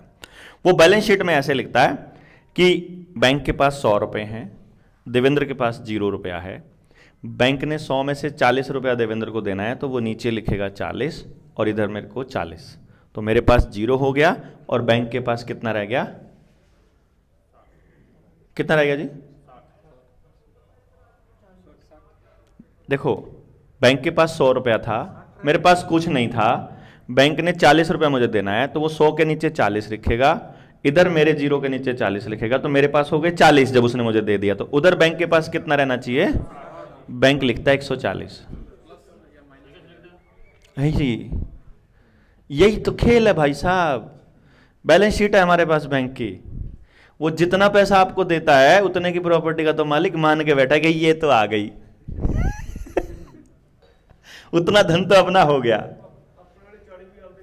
हाँ, अपने वाले पता ही ਛੱਡ ਨਾ ਦਿਆਂਗਾ ਵੜ ਕੇ ਵੇਖੇ ਜਦੋਂ ਵੜਨਗੇ ਉਦੋਂ ਆਰਾਮ ਨਾਲ ਸਾਈਨ ਕਰ ਦੇਣਗੇ। ਇਹ ਕੰਮ 1945 ਚ ਹੋਇਆ ਸੀ, ਜਦੋਂ ਨਾਮਧਾਰੀਆਂ ਨੂੰ ਅੰਗਰੇਜ਼ਾਂ ਨੇ ਕਿਹਾ ਸੀ ਵੀ ਅਸੀਂ ਮੁਲਕ ਛੱਡ ਜਾਣਾ ਹੈ, ਤਾਂ ਉਦੋਂ ਨਾ ਸਭ ਤੋਂ ਵਧੀਆ ਜਿਹੜਾ ਪਸ਼ੂ ਧਨ ਸੀ ਉਹ ਮਿੰਟਗੁਮਰੀ ਦੇ ਵਿੱਚ ਸੀਗਾ, ਸਮੁੰਦਰੀ ਤਹਿਸੀਲ 'ਚ। ਤਾਂ ਉਹ ਉਸ ਵਕਤ ਜਦੋਂ 18 ਰੁਪਈਏ ਦਾ ਤੋਲੇ ਸੋਨਾ ਸੀ, ਉਦੋਂ ਅਫੀਸ਼ੀਅਲ ਉਦੋਂ 15 ਤੋਂ ਵੀ ਡਿੱਗ ਪਿਆ ਸੀ 1945 ਚ। ਉਦੋਂ ਇੱਕ ਗਾਂ ਦੀ ਕੀਮਤ ਹੁੰਦੀ ਸੀ 26 ਤੋਂ 27 ਰੁਪਏ, ਬਹੁਤ ਵਧੀਆ ਦੀ। ਤਾਂ ਨਾਮਧਾਰੀਆਂ ਨੂੰ ਕੀ ਕੀਤਾ, ਇਹੀ ਕਰੰਸੀ ਉਹਨਾਂ ਨੇ ਛਾਪ ਕੇ ਦਿੱਤੀ ਬਹੁਤ ਜ਼ਿਆਦਾ, ਕਿਉਂਕਿ ਉਹਨਾਂ ਦਾ ਜਿਹੜਾ ਵਾਇਸਰਾ ਨਾਲ ਬਹੁਤ ਜ਼ਿਆਦਾ ਨਜ਼ਦੀਕੀ ਸੀ। ਉਹਨਾਂ ਨੇ ਉਹੀ ਗਾਂ ਖਰੀਦਣੀ ਸ਼ੁਰੂ ਕਰਤੀ 3000 ਰੁਪਈਏ ਦੀ। ਉਹ ਜਿੰਨੇ ਵੀ ਲੋਕਾਂ ਦੇ ਕੋਲੇ ਤੋਂ ਗਾਂ ਤੇ ਬੁੱਲ ਸੀਗੇ ਉਹ ਉਹਨਾਂ ਨੇ ਸਾਰੇ ਕਲੈਕਟ ਕਰਕੇ 1945 ਦੇ ਵਿੱਚ ਜੀਵਨ ਨਗਰ ਲੈ ਆਂਦੇ ਸੀ। ਉੱਥੋਂ ਦਾ ਜਿੰਨਾ ਵੀ ਪਸ਼ੂ ਧਨ ਵਧੀਆ ਸੀ ਉਹ ਸਾਰਾ ਲੈ ਆਂਦਾ, ਤੇ ਉਸ ਤੋਂ ਬਾਅਦ 2 ਸਾਲ ਬਾਅਦ ही ਜਿਹੜੀ ਕਰੰਸੀ ਉਹ फ्लॉप हो गई सी। समझ आ गए? ऐसे ही जैसे 1000 रुपए और 500 के नोट लीगल टेंडर नहीं रहेंगे, अगर मोदी जी कल को ये डिसाइड कर लें कि पूरे देश में डिजिटल करेंसी लानी है और डिजिटल करेंसी ला करके हमको CBDC लाना है, और इसीलिए कल से जितने भी बैंक के नोट हैं सब लीगल टेंडर नहीं रहेंगे, तो आप क्या करेंगे? ज़मीनें आपकी जा चुकी हैं और मोबाइल की डिजिट अब उनके हाथ में है।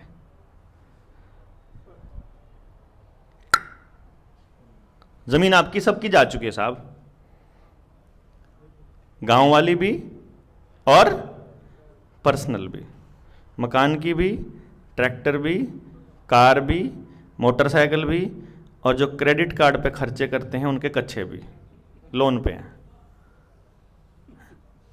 नहीं, सब कुछ, और किसी भी दिन ऐसा होगा, ये पहले हो चुका है, एक बार नहीं हर बार ऐसे ही हुआ है। जब भी इन्होंने मारकाट करनी होती है तब ऐसे ही होता है। अगर आप उठोगे तो अपनी 500-700 साल की इतनी मेहनत को ये इतनी आसानी से बर्बाद होने नहीं देंगे।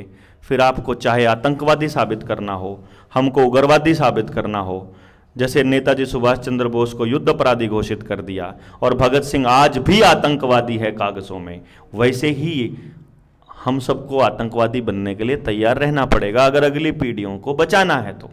आपके पास ऑप्शन नहीं, मेरे पास तो है नहीं, आपके समझ में आया तो आपके पास भी नहीं है, क्योंकि ये होने वाला है।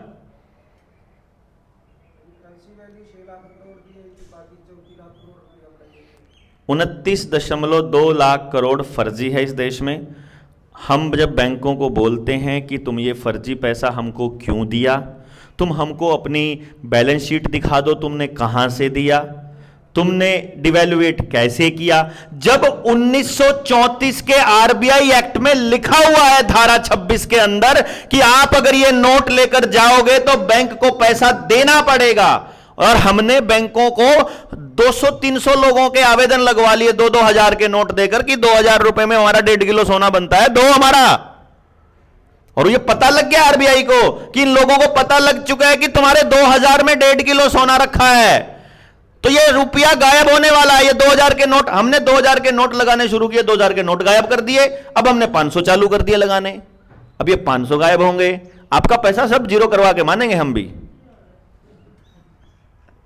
क्योंकि आप मान नहीं रहे हो, आप समझ ही नहीं रहे हो। हम अब 500 चालू किए हैं, अब धीरे धीरे मार्केट से 500 का गायब होना शुरू होगा। और बैंकों के पास आपको देने के लिए करेंसी नोट नहीं है, क्योंकि आपको जानकर मजा आएगा कि 34 लाख करोड़ रुपए की करेंसी है इस देश में और 156 लाख करोड़ रुपए का कर्जा है।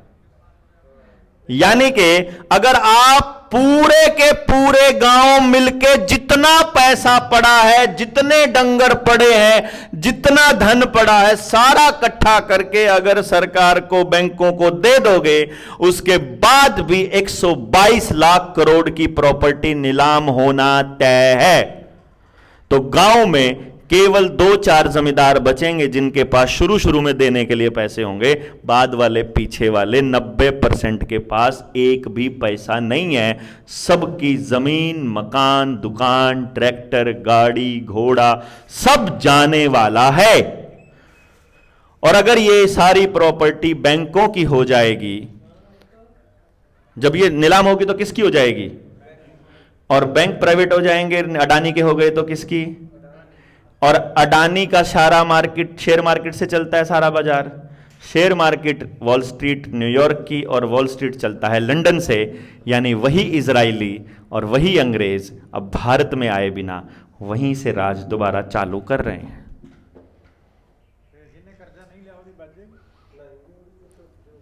उसकी बॉडी में कुछ और जा लिया, उसका वो थोड़े से हैं उनको फिर रगड़ लेंगे।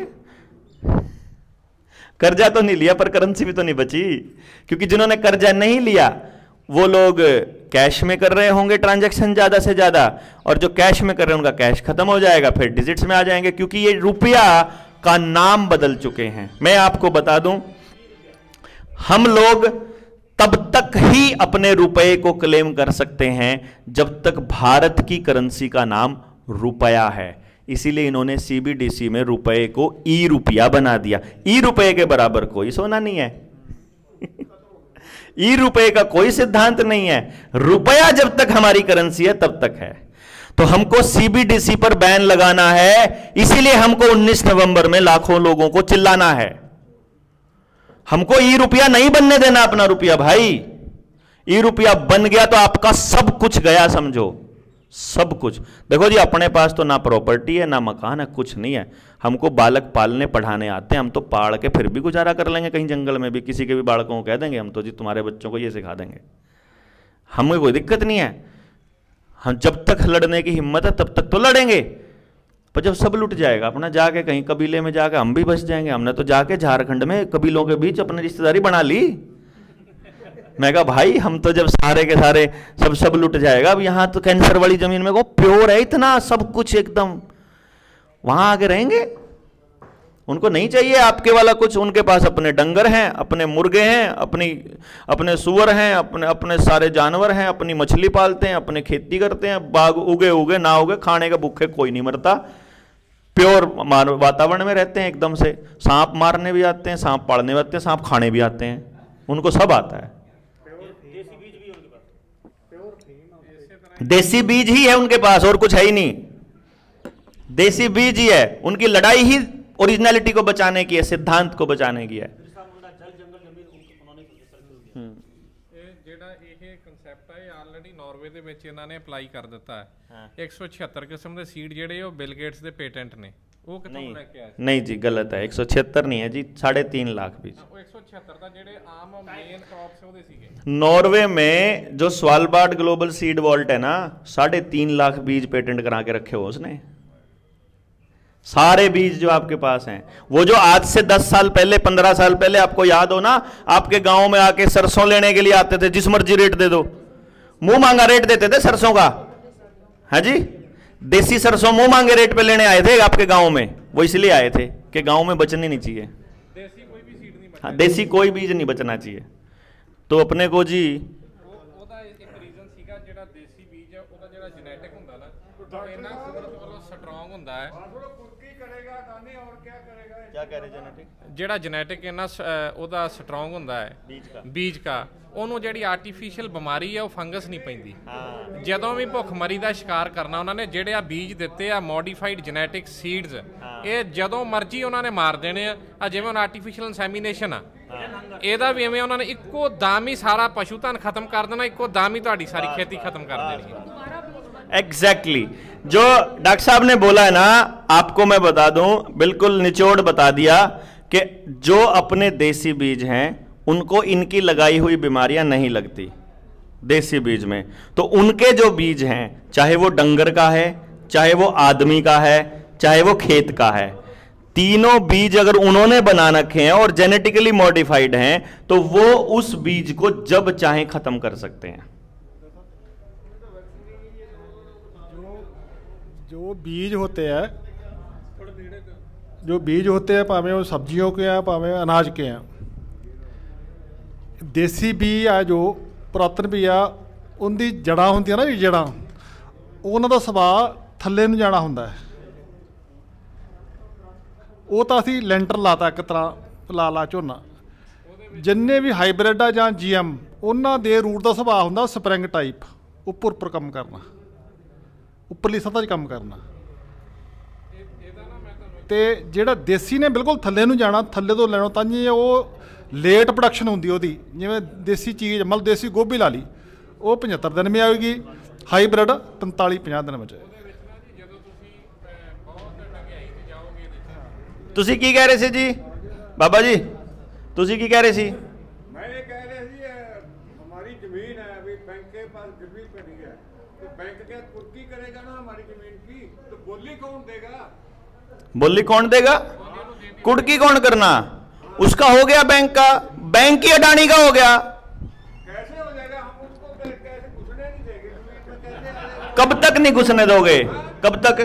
हमारे यूनियन किस लिए बनी गई? इसलिए है। यूनियन इसलिए बनी है, आधी तो टूट ली इलेक्शन में, आधी इस इलेक्शन में टूट ली, आधी अगले इलेक्शन तक टूट लेंगी, आधी उससे अगले तक। इन्होंने तो 50 साल इंतजार किया है आपकी सारी नसें खराब करने का।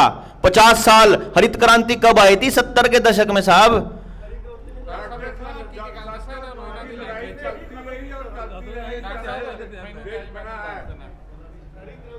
ਆਪਣੇ ਭਾਈ ਸਾਹਿਬ, ਆਪਣੇ ਜਿੰਨੇ ਵੀ ਕਿਸਾਨ ਨੇ, ਉਹਨਾਂ ਦੇ ਘਰੇ ਕਿੰਨੇ ਸਾਲ ਦਾ ਅਨਾਜ ਦਾ ਸਟਾਕ ਆ? ਪਹਿਲਾਂ ਤੇ ਇਹ ਦੱਸਣ ਮੈਨੂੰ ਮਹਾਰਾਜ। ਜਦੋਂ ਅਨਾਜ ਬੀਜੋਗੇ ਤਾਂ ਖਾਣ ਲਈ ਜ਼ਮੀਨ 'ਚ ਹੀ, ਪਰ ਲੇਕਿਨ ਉਹਦੇ ਲਈ ਬੀਜ ਜਾਂ ਖਾਣ ਵਾਸਤੇ ਤੁਹਾਡੇ ਕੋਲ ਕਿੰਨੇ ਚਿਰ ਦਾ ਪ੍ਰਾਵਧਾਨ ਹੈਗਾ?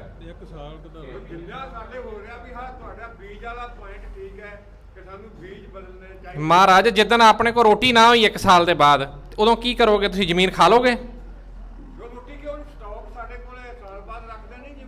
ਤੇ ਜਦੋਂ ਤੁਸੀਂ ਆਮ ਵੇਖਿਆ ਹੋਣਾ ਕਰਨਾਲ ਬੰਟ ਜਾਂ ਜਿੰਨੀਆਂ ਵੀ ਨਵੀਆਂ ਬਿਮਾਰੀਆਂ ਜਾਂ ਫੰਗਸ ਆਉਂਦੇ ਆ, ਤੁਸੀਂ ਇੱਕ ਧਿਆਨ ਨਾਲ ਵੇਖਿਆ ਵੀ? ਮੈਂ ਤਜਰਬਾ ਦੱਸ ਦਿੰਦਾ ਵੀ ਜਿਹੜੀ ਸੁਸਰੀ ਆ, ਸੁਸਰੀ ਦੀਆਂ 3 ਕਿਸਮਾਂ ਨਵੀਆਂ ਆ ਗਈਆਂ ਨੇ।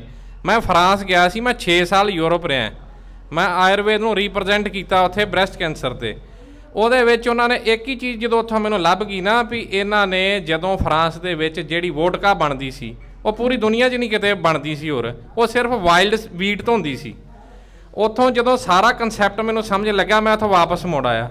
ਉਦੋਂ ਤੋਂ ਜਿੰਨੇ ਵੀ ਸਾਡੇ ਵਾਈਲਡ ਸੀਡ ਸੀ ਉਹਨਾਂ 'ਤੇ ਕੰਮ ਕੀਤਾ, ਜਿੰਨੇ ਵੀ ਸਾਡੇ ਦੇਸੀ ਗਾਵਾਂ ਸੀ ਉਹਨਾਂ ਦੇ ਸਾਣ ਪਾਲੇ। ਮੈਨੂੰ ਅੱਜ ਵੀ ਅੰਕਲ ਬੂਟਾ ਸਿੰਘ ਨੂੰ ਪਤਾ, ਮੇਰੇ ਬੁੱਲ ਦੀ ਕੀਮਤ ਇਹ ਕੰਪਨੀਆਂ 8 ਲੱਖ ਰੁਪਈਆ ਲਾਉਂਦੀਆਂ ਨੇ। ਉਹਦੇ ਉਸ ਤੋਂ ਬਾਅਦ ਕੀ ਹੋਇਆ? ਤੁਸੀਂ 6 ਮਹੀਨੇ ਦਾ ਰਾਸ਼ਨ ਜਾਂ ਸਾਲ ਦਾ ਲੈ ਲਿਆ, ਕੁਦਰਤੀ ਆਫਤ ਐਸੀ ਆ ਗਈ, ਤੁਹਾਡਾ ਬੀਜ ਸਰਵਾਈਵ ਨਹੀਂ ਕੀਤਾ, ਉਹਦੀ ਜਰਮੀਨੇਸ਼ਨ ਖਤਮ ਹੋ ਗਈ, ਫਿਰ ਅਗਲੀ ਵਾਰ ਕੀ ਖਾਓਗੇ? ਮੈਂ ਉਹਨਾਂ ਗੱਲਾਂ ਨਾਲ ਸਹਿਮਤ ਆ ਕਿ ਜਿਹੜੇ ਬੀਜ ਵਾਲੀ ਪ੍ਰੋਬਲਮ ਆ ਉਹ ਸਾਨੂੰ ਛੇਤੀ ਤੋਂ ਛੇਤੀ ਸੋਲਵ ਕਰਨੀ ਚਾਹੀਦੀ। देखो जी, पर लेकिन वो तो बचना ही कुछ नहीं, सॉल्व क्यों करोगे? चलो मैं आगे करता हूँ कार्रवाई को। ਤੁਸੀਂ ਕਹਿ ਰੱਖੋ ਬਾਪੂ ਜੀ, ਜਿੰਨੇ ਤੁਸੀਂ मैं बता रहा हूँ, ਦਲੇਰ ਜੇ ਉਹਨੇ ਪੋਤੇ ਤੁਹਾਡੇ ਤੇ ਪੁੱਤਰ ਦਲੇਰ ਨਹੀਂ ਹੈਗੇ, ਤੁਸੀਂ ਦਲੇਰੀ 'ਚ ਗੱਲ ਕਰ ਰਹੇ ਜੇ, ਇਹ ਸਮਝਦਾਰੀ ਅਪਣਾਉਣ ਦੀ ਗੱਲ ਕਰ ਰਹੇ। देखिए आपने जो कहा ना वो बिल्कुल सही है। आप उनको गांव में तब तक नहीं घुसने दोगे जब तक आप गांव में बैठे हो। आपके बेटे और आपके पोते गांव में रहना नहीं चाहते, वो आपने खुद विदेश भेज दिए हैं। आपने मतलब पंजाब ने, ठीक है ना? आपके बेटे पोते उधर जा चुके हैं, आप अगले 5, 7, 10 साल में निपट लोगे, उसके बाद इन्हीं की है, ठीक है? बहुत गांव हैं ऐसे आपके पंजाब में जहां मुश्किल से 10 बूढ़े बूढ़े रह गए हैं, जवान तो एक भी नहीं दिखता, ठीक है?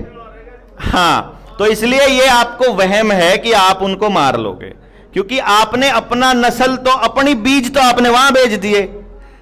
आदमी का अपना खुद का बीज तो विदेश में बैठा और खेत के बीज बचाने की लड़ाई लड़ रहे हैं, है जी? ये आपको विदेश में पता है, विदेश में क्यों भेज रहे हैं? हाँ, विदेश में भी सिर्फ प्लानिंग के तहत भेजा जा रहा है।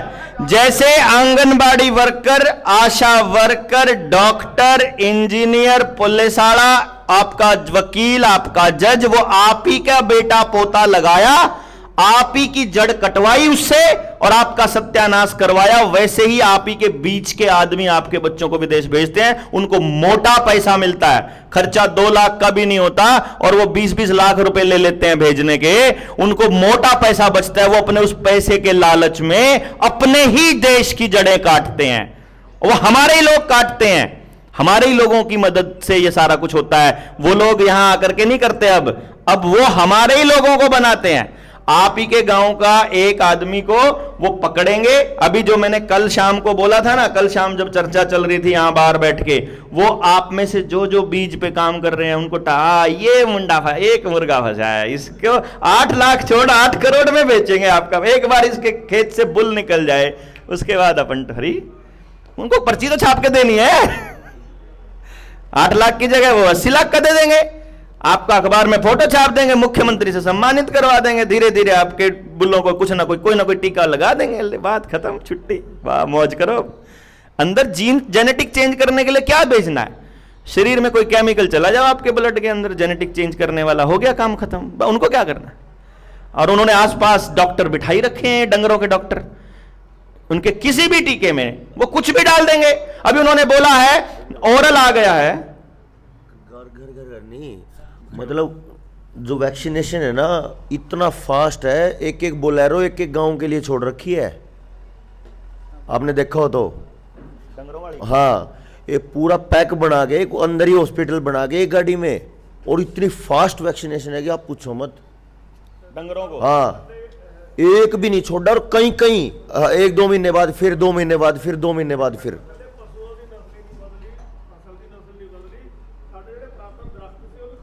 सारे हाँ पुराने दरख्त कटवा दिए आपसे और नए दरख्त जितने आ रहे हैं सारे के सारे वो हाइब्रिड आ रहे हैं। मतलब आपका पूरा शुरू से लेके आखिर तक की हर चीज पे टारगेट है उनका। हाँ, इतना आसान नहीं है। हाँ, लेकिन ये बात है, इस व्यवस्था को उड़ा के आप बच सकते हो, पूरी व्यवस्था उड़ानी पड़ेगी, सरकार नहीं। सरकार किसी की भी आए, ताकत गांव के पास रहनी चाहिए।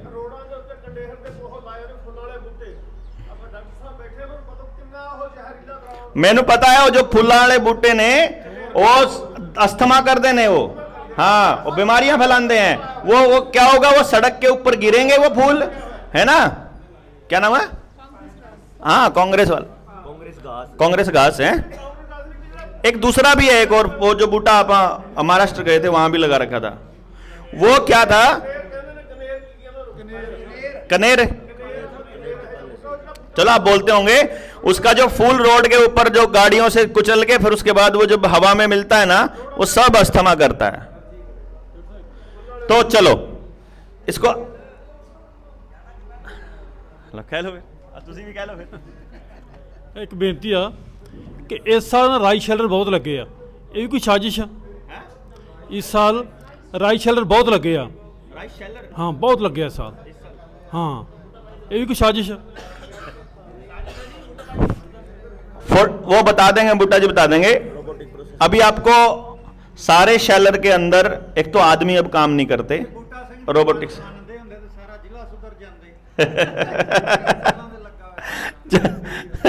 आज भी लग जाएंगे तो भी बचा लेंगे, कोई बात नहीं।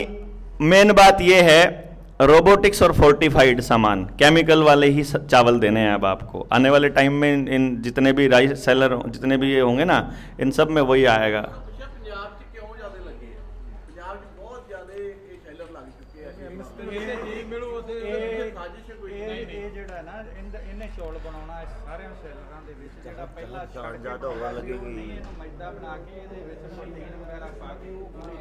चलो बताते हैं इस पे। पहले अपना लोन वाला पॉइंट क्लियर कर लेते हैं, है ना, पहले वो वाला कर लेते हैं। इसमें हम आपको बता दें, सुनील भाई कितना हो गया आपका, कितना टाइम हो गया आपका लोन चलता हुआ ना? यो अभी आवेदन लगाए हुए 8 महीने के करीब सुनील भाई को हो गए हैं जी आवेदन लगाए हुए। 27 लाख वाला जिसका मैंने बताया था। अभी आईसीआईसी बैंक का जो मैनेजर है उसका फोन आया था एक बार बीच में, दौरान में हम दोनों इकट्ठे ही थे, बाय चांस बीच में वैसे आ गया। रिकवरी वालों का तो आना बंद ही हो गया था। मैनेजर ने फोन करके बोला सुनील को कि सुनील भाई जमा करवा दो कुछ थोड़े बहुत पैसे, नहीं तो गाड़ी जो है ना उसको उठा के ले जाएंगे। तो हमने फिर एक ही काम करा, मतलब सुनील ने फटाक से एक काम करा। सबसे पहले आईसीआईसी बैंक से ले रखा है, आईसीआईसी बैंक हमारा सेक्टर 12 में ही है, उसके दफ्तर के नीचे गाड़ी खड़ी करके इसने भी मैनेजर को फ़ोन कर दिया, करे मैनेजर साहब गाड़ी दफ्तर के नीचे ही खड़ी है जी, हिम्मत हो तो उठा लो, बुला लो जिसको उठाना हो। अब वो बेचारे आज तक गाड़ी नहीं उठा पाए, गाड़ी भी इसकी ऐसी चल रही। अच्छा ये जो अपने वाली खड़ी है ना बीच में, ये भी ऐसी है ठीक है, ठीक है, ये भी ऐसी है। और ऐसी लगभग हम लोग 50-60 के करीब गाड़ियां ले चुके हैं। हम अपने साथियों को ले लेके दे रहे हैं कि तुम्हारा चुकता हम करेंगे, तुम सिर्फ लोन लो, चुकता हम करेंगे, कितना ही है।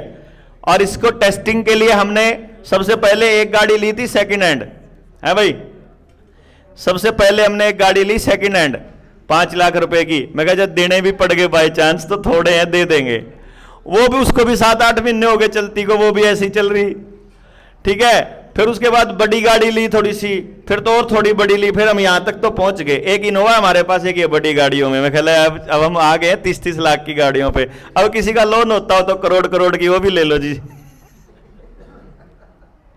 क्योंकि अब अपने पास दस्तावेज हैं, उसकी टेस्टिंग अगर आपको करनी है, उसका ट्रायल अगर आपको करना है। सरदार जी अगला स्टेप है, फिर हमने देखा चल गाड़ी का हो गया, पर्सनल लोन का हो गया, फिर हमने देखे कुछ सिक्योर्ड लोन थे जो घर के लोन थे, घरों पे लोन थे। तो हमने कुछ लोगों को, आपने अगर देखा हो तो लगे हुए ताले बैंकों के हमारी टीम ने तोड़ दिए और मालिक को घर के अंदर बिठा दिया। अब एफआईआर करने के लिए बैंक वाले आते हैं तो वो एफआईआर भी नहीं करते। मतलब मैंने तोड़ा था एक ताला, तो हमारी पहले तो पानीपत की टीम ने तोड़ा, उसके बाद फिर हम तोड़ने चले गए, मैं और सुनील भी थे। वहाँ देखा तो अब बैंक ने हमारे खिलाफ एफआईआर भी नहीं करी। फिर हमारे साथियों ने ये तोड़ के लोगों के घर में बिठाए। अब उसके बाद और कागज जब हम उनको हम पेपर देते हैं बाकायदा कि देखो ये पेपर है आपके पास, इस पेपर का जवाब हमको दे दो। आरटीआई हम लोग लगाते हैं, जिस आरटीआई का जवाब आरबीआई ने हमको सर्टिफाइड कॉपी में दे रखा है, उस आरटीआई का जवाब हर बंदे को गलत दे रहे हैं वो। देखो कमाल की बात। अब आरबीआई से जब हमने मांगा तो आरबीआई ने कहा कि हमारे पास ये दस्तावेज अवेलेबल नहीं है। तो हमने आर्काइव में खुद रिसर्च करने की अपील डाल दी। हम खुद जाके आर्काइव के अंदर जाके सारे दस्तावेज निकाल के खुद से पढ़ा के हमको जहां से जहां तक का कागज चाहिए था हमने उसकी फोटोकॉपी डिमांड कर ली।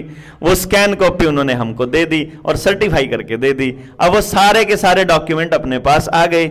आरबीआई के जितने शेयर होल्डर्स हैं, आरबीआई ने जितना गड़बड़ी कर रखी है, बैंक जितना फ्रॉड करते हैं, जितना बैलेंस शीट में गड़बड़ होती है, जिस तरीके से ब्याज छपता है, ब्याज छपने का कोई नियम ही नहीं है। वो ब्याज को ही मूलधन बना के छापते रहते हैं, ठीक है ना। वो क्या करते हैं, आपसे जो इंटरेस्ट लेते हैं उसी को मूलधन बना के छापते रहते हैं, उसी को धन बना के छापते हैं। और वो छाप के इतना छाप लेते हैं कि अब आपको वो जितना मर्जी छापते रहो, आपको जितना सामान चाहिए। हाँ ठीक है। अब प्योर फ्रॉड नहीं, प्योर फ्रॉड। मैं बताता हूं सही, मैं इसको नहीं बैंक भागने ही वाले हैं। जब जब बैंक भागने ही वाले हैं, बैंक देखिए हमने गड़बड़ क्या की, हमने अपने बैंकों का सिबिल बचाने के लिए अपने भाईचारे का सिबिल खराब कर लिया। आपने देखा होगा जिसका सिबिल ठीक है ना उसका भाईचारा जीरो है, और जिसका भाईचारा जीरो है उसका जिसका भाईचारा टॉप पे है उसका सिबिल जीरो मिलेगा। जिसने बैंकों को तवज्जो दी उसका परिवार टूटता चला गया। ये जो रुपया जिसको आप रुपया कहते हो, ये रुपया नहीं है, ये कागज का टुकड़ा है, ये दरिद्र नारायण है। ये जिसके भी घर में गया उसका घर टूट गया, उसका परिवार बिखर गया। जिसने भी इस रुपए के लिए जिंदगी में अपने बच्चों को तैयार किया, उनके बच्चे आज उनके पास नहीं है साहब, सिर्फ रुपए के चक्कर में। और वो रुपया पता चलता है कि तो कागज का टुकड़ा निकला। जिसने भी आपके गांव में, ग्वांड में, रिश्तेदारी में जिसने भी रुपए के लिए अपने बच्चे की पालना पोषणा करी और उसको पढ़ाया लिखाया, उसका बच्चा आज उससे बात भी करने के लिए टाइम नहीं है और उसके पूरी रिश्तेदारी उससे अलग हो चुकी है और वो आज वो अकेला खड़ा है पूरे समाज के अंदर, क्योंकि उसने गलत चीज के पीछे दौड़ना शुरू कर दिया। और इस गलत चीज का कब से भांडाफोड़ कर रहे हैं। रही बात जो आपने एक बात बोली कि जो हम कर रहे हैं वो फ्रॉड है या वो गलत है, तो मैं उसको एक बात बताता हूं। आप हमारा दस्तावेज देखिए, हम जब आवेदन लगाते हैं हम उसमें बहुत स्पष्ट लिखते हैं एक लाइन, 2-3 बातें। सरदार जी एक मिनट, 2-3 बातें अपने को परमानेंट याद रखनी है जब भी आपसे बैंक वाले आते हैं या आपके पड़ोस में किसी का मकान पे ताला लगाने आते हैं, जिसका आपको पता होना चाहिए। सबसे पहली बात हम अपने आवेदन में लिखते हैं, हम इस देश के कानून का पालन करने वाले नागरिक हैं और हम कानून के मुताबिक, नियम के मुताबिक आपके हर पैसे की अदायगी करना चाहते हैं। ठीक है जी, पहली लाइन ये होती है।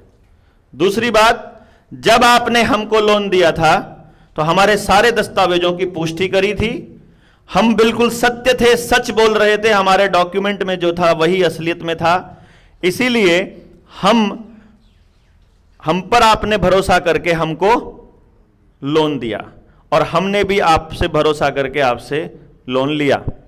हमने कुछ दस्तावेजों के ऊपर साइन करे, हम ये सोचकर ले रहे थे कि आप हमारे साथ कोई धोखा नहीं करेंगे, परंतु आपने जो रुपया कहकर हमको दिया है, जो डिजिट आपने खाते में ट्रांसफर करी है, अब इसकी सच्चाई पे हमको डाउट हो रहा है क्योंकि हमको कुछ लोगों के कागज मिले हैं। तो आप कृपया हमारे कुछ सवालों का संशय दूर कर दीजिए, क्योंकि यदि मेरे सवाल गलत हैं, यदि मैं गलत सोच रहा हूं तो मैं आपका पूरा पैसा पे करूंगा, लेकिन यदि आपने हमारे साथ फ्रॉड किया है तो तुमको सजा मिलनी चाहिए ना। मैं फ्रॉड करने के मूड में नहीं हूं, मेरी जमीन तो असली है ना, मेरा मकान तो असली है ना, लेकिन जो तुमने उसके बदले में दिया वो तो नकली है। तुमने फ्रॉड किया है हमारे साथ, हमको इस फ्रॉड का हिसाब चाहिए और हमको सिर्फ इतना बता दो कि जो तुमने हमको दिया था, जिसको तुम रुपया बोल रहे हो, क्या ये असली है कि नकली है? क्योंकि यदि ये नकली है तो तुमको सजा होनी चाहिए, और अगर ये असली है तो मेरे 1 रुपए में 777 मिलीग्राम सोना आता है, तुम्हारे वाले में नहीं आता है जो तुम कागज का टुकड़ा हमको दे रहे हो।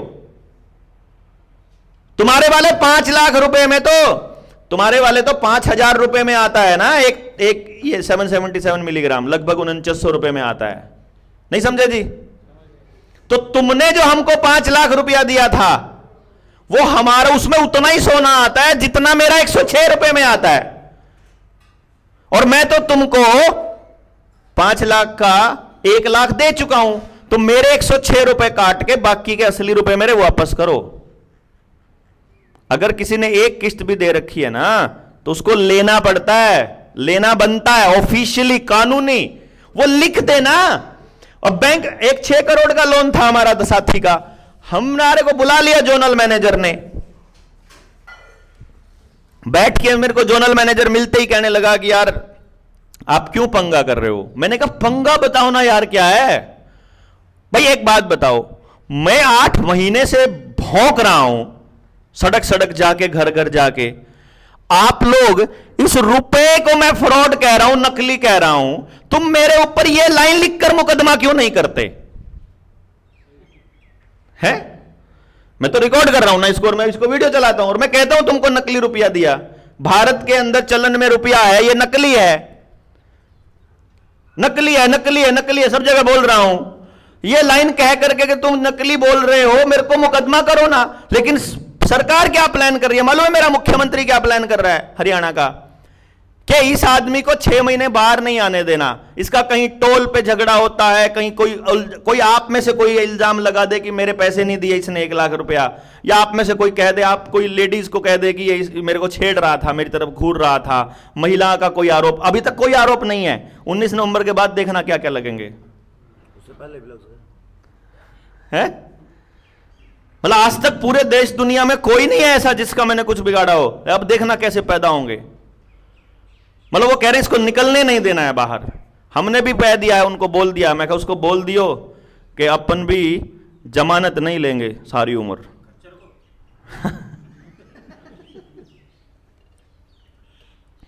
मैं ये कह रहा हूं, हम उनको ये कहते हैं। अब जब मेरे को बैंक मैनेजर ने, जनरल मैनेजर ने, जोनल मैनेजर ने बोला कि एक काम करो डॉक्टर साहब, आप ये कह रहे हो कि हमने आपको नकली रुपए दिए। मैंने कहा हाँ कह रहा हूं। बोला चल ठीक है, आप कह रहे हो कि डिजिट ट्रांसफर करें। मैंने कहा हाँ। कहता आप ये डिजिट ट्रांसफर कर दो हमारे खाते में। मैं कहा दो, इंटरनेट दो, अभी कर देता हूं। तुम्हारा पोर्टल दो, तुम्हारा पोर्टल तुमने बना रखा ना ये पोर्टल, तुम मेरे को अपनी आईडी पासवर्ड दो, अभी कर देता हूं ट्रांसफर। तुम जितने कहोगे उल्टा और मारूंगा प्लस में देके अपने खाते में, जितना तुम कहोगे उतना कर देता हूं। इसमें क्या जाता है? हाँ, अपने घर में जितना टाइप करना उतना टाइप कर लेते हो यार तुम। बोलता है चलो अच्छा चल चल, यहां तो फंस गया हो। बोला आप, मगा फिर तुम कह रहे हो हमने नकली नोट दिए। मैंने कहा हाँ, तुम हमारे को ये नकली वाले दे दो। मैं कहा बस यही लाइन लिख के दे दो।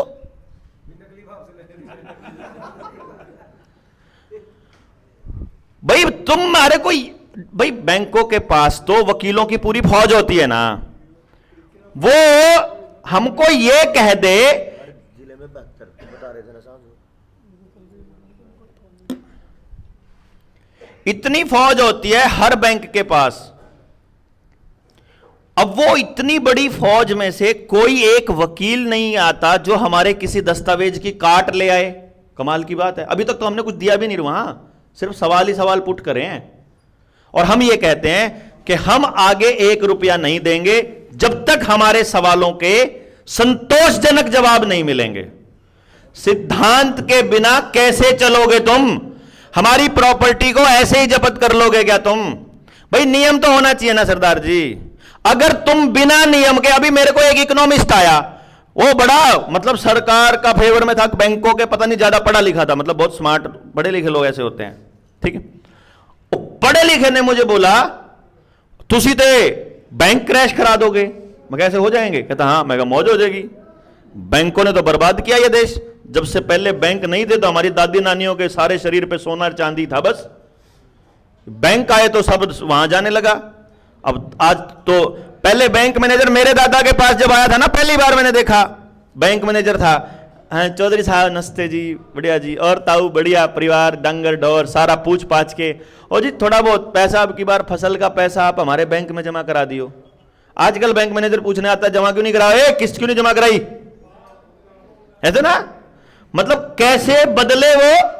उसी परिवार के पास हाथ जोड़ के आता था, जी हमारे उसमें रख लो, किसमें, लॉकर में रख लो, अब का अपना गोल्ड, अपना है जेवर लॉकर में रखे जाते थे।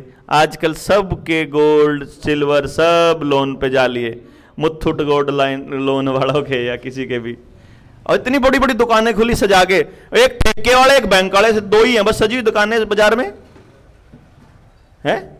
और वो क्या बोलते हैं, हम क्या कह रहे हैं उनको? हम ये कह रहे हैं भाई, हम ना देने से मना करते, ना हम तुमसे लोन माफी की अर्जी डालते, ना हम कोई गलत काम करेंगे।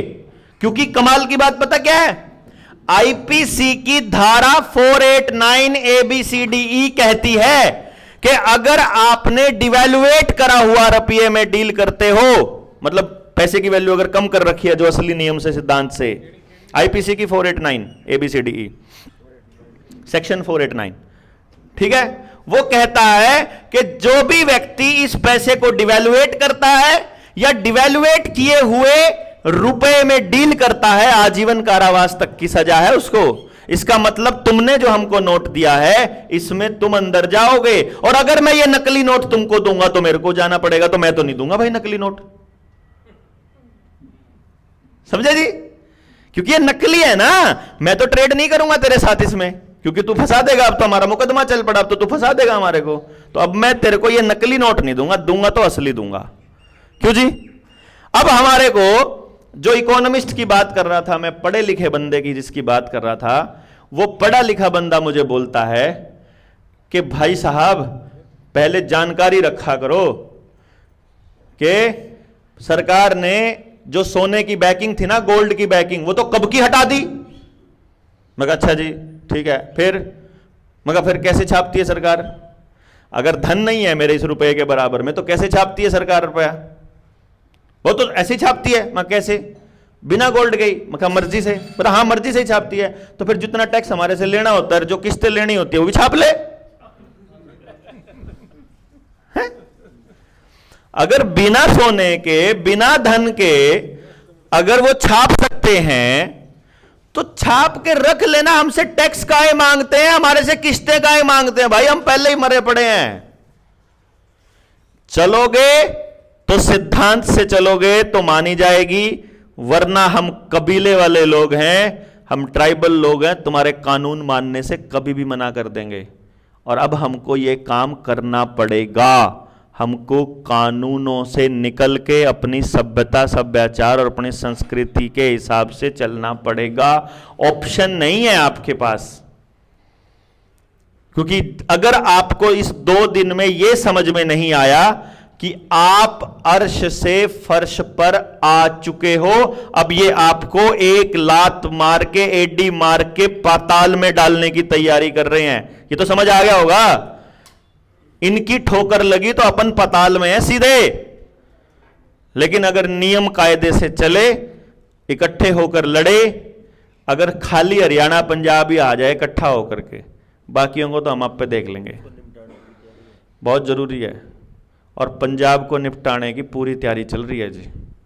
जवानी आपकी ले गए हैं, बुढ़ापा आपका बदनाम किया जा रहा है, आपकी पगड़ी को और आपके पहनावे को ही बदनाम किया जा रहा है। सरदार शब्द के पीछे बहुत लंबे समय से लगे हुए हैं ये, समझना है जी। मतलब बहुत बहुत अरसे से लगे, क्योंकि ये लोग लपेटे में आने जरूरी है। उनको मालूम है कि ये बचा लेंगे सारे देश को, अगर गलती से बच गए तो। ये गुरुओं की फौज है ना, ये बचा सकती है पूरे देश को, और ये पता है उनको।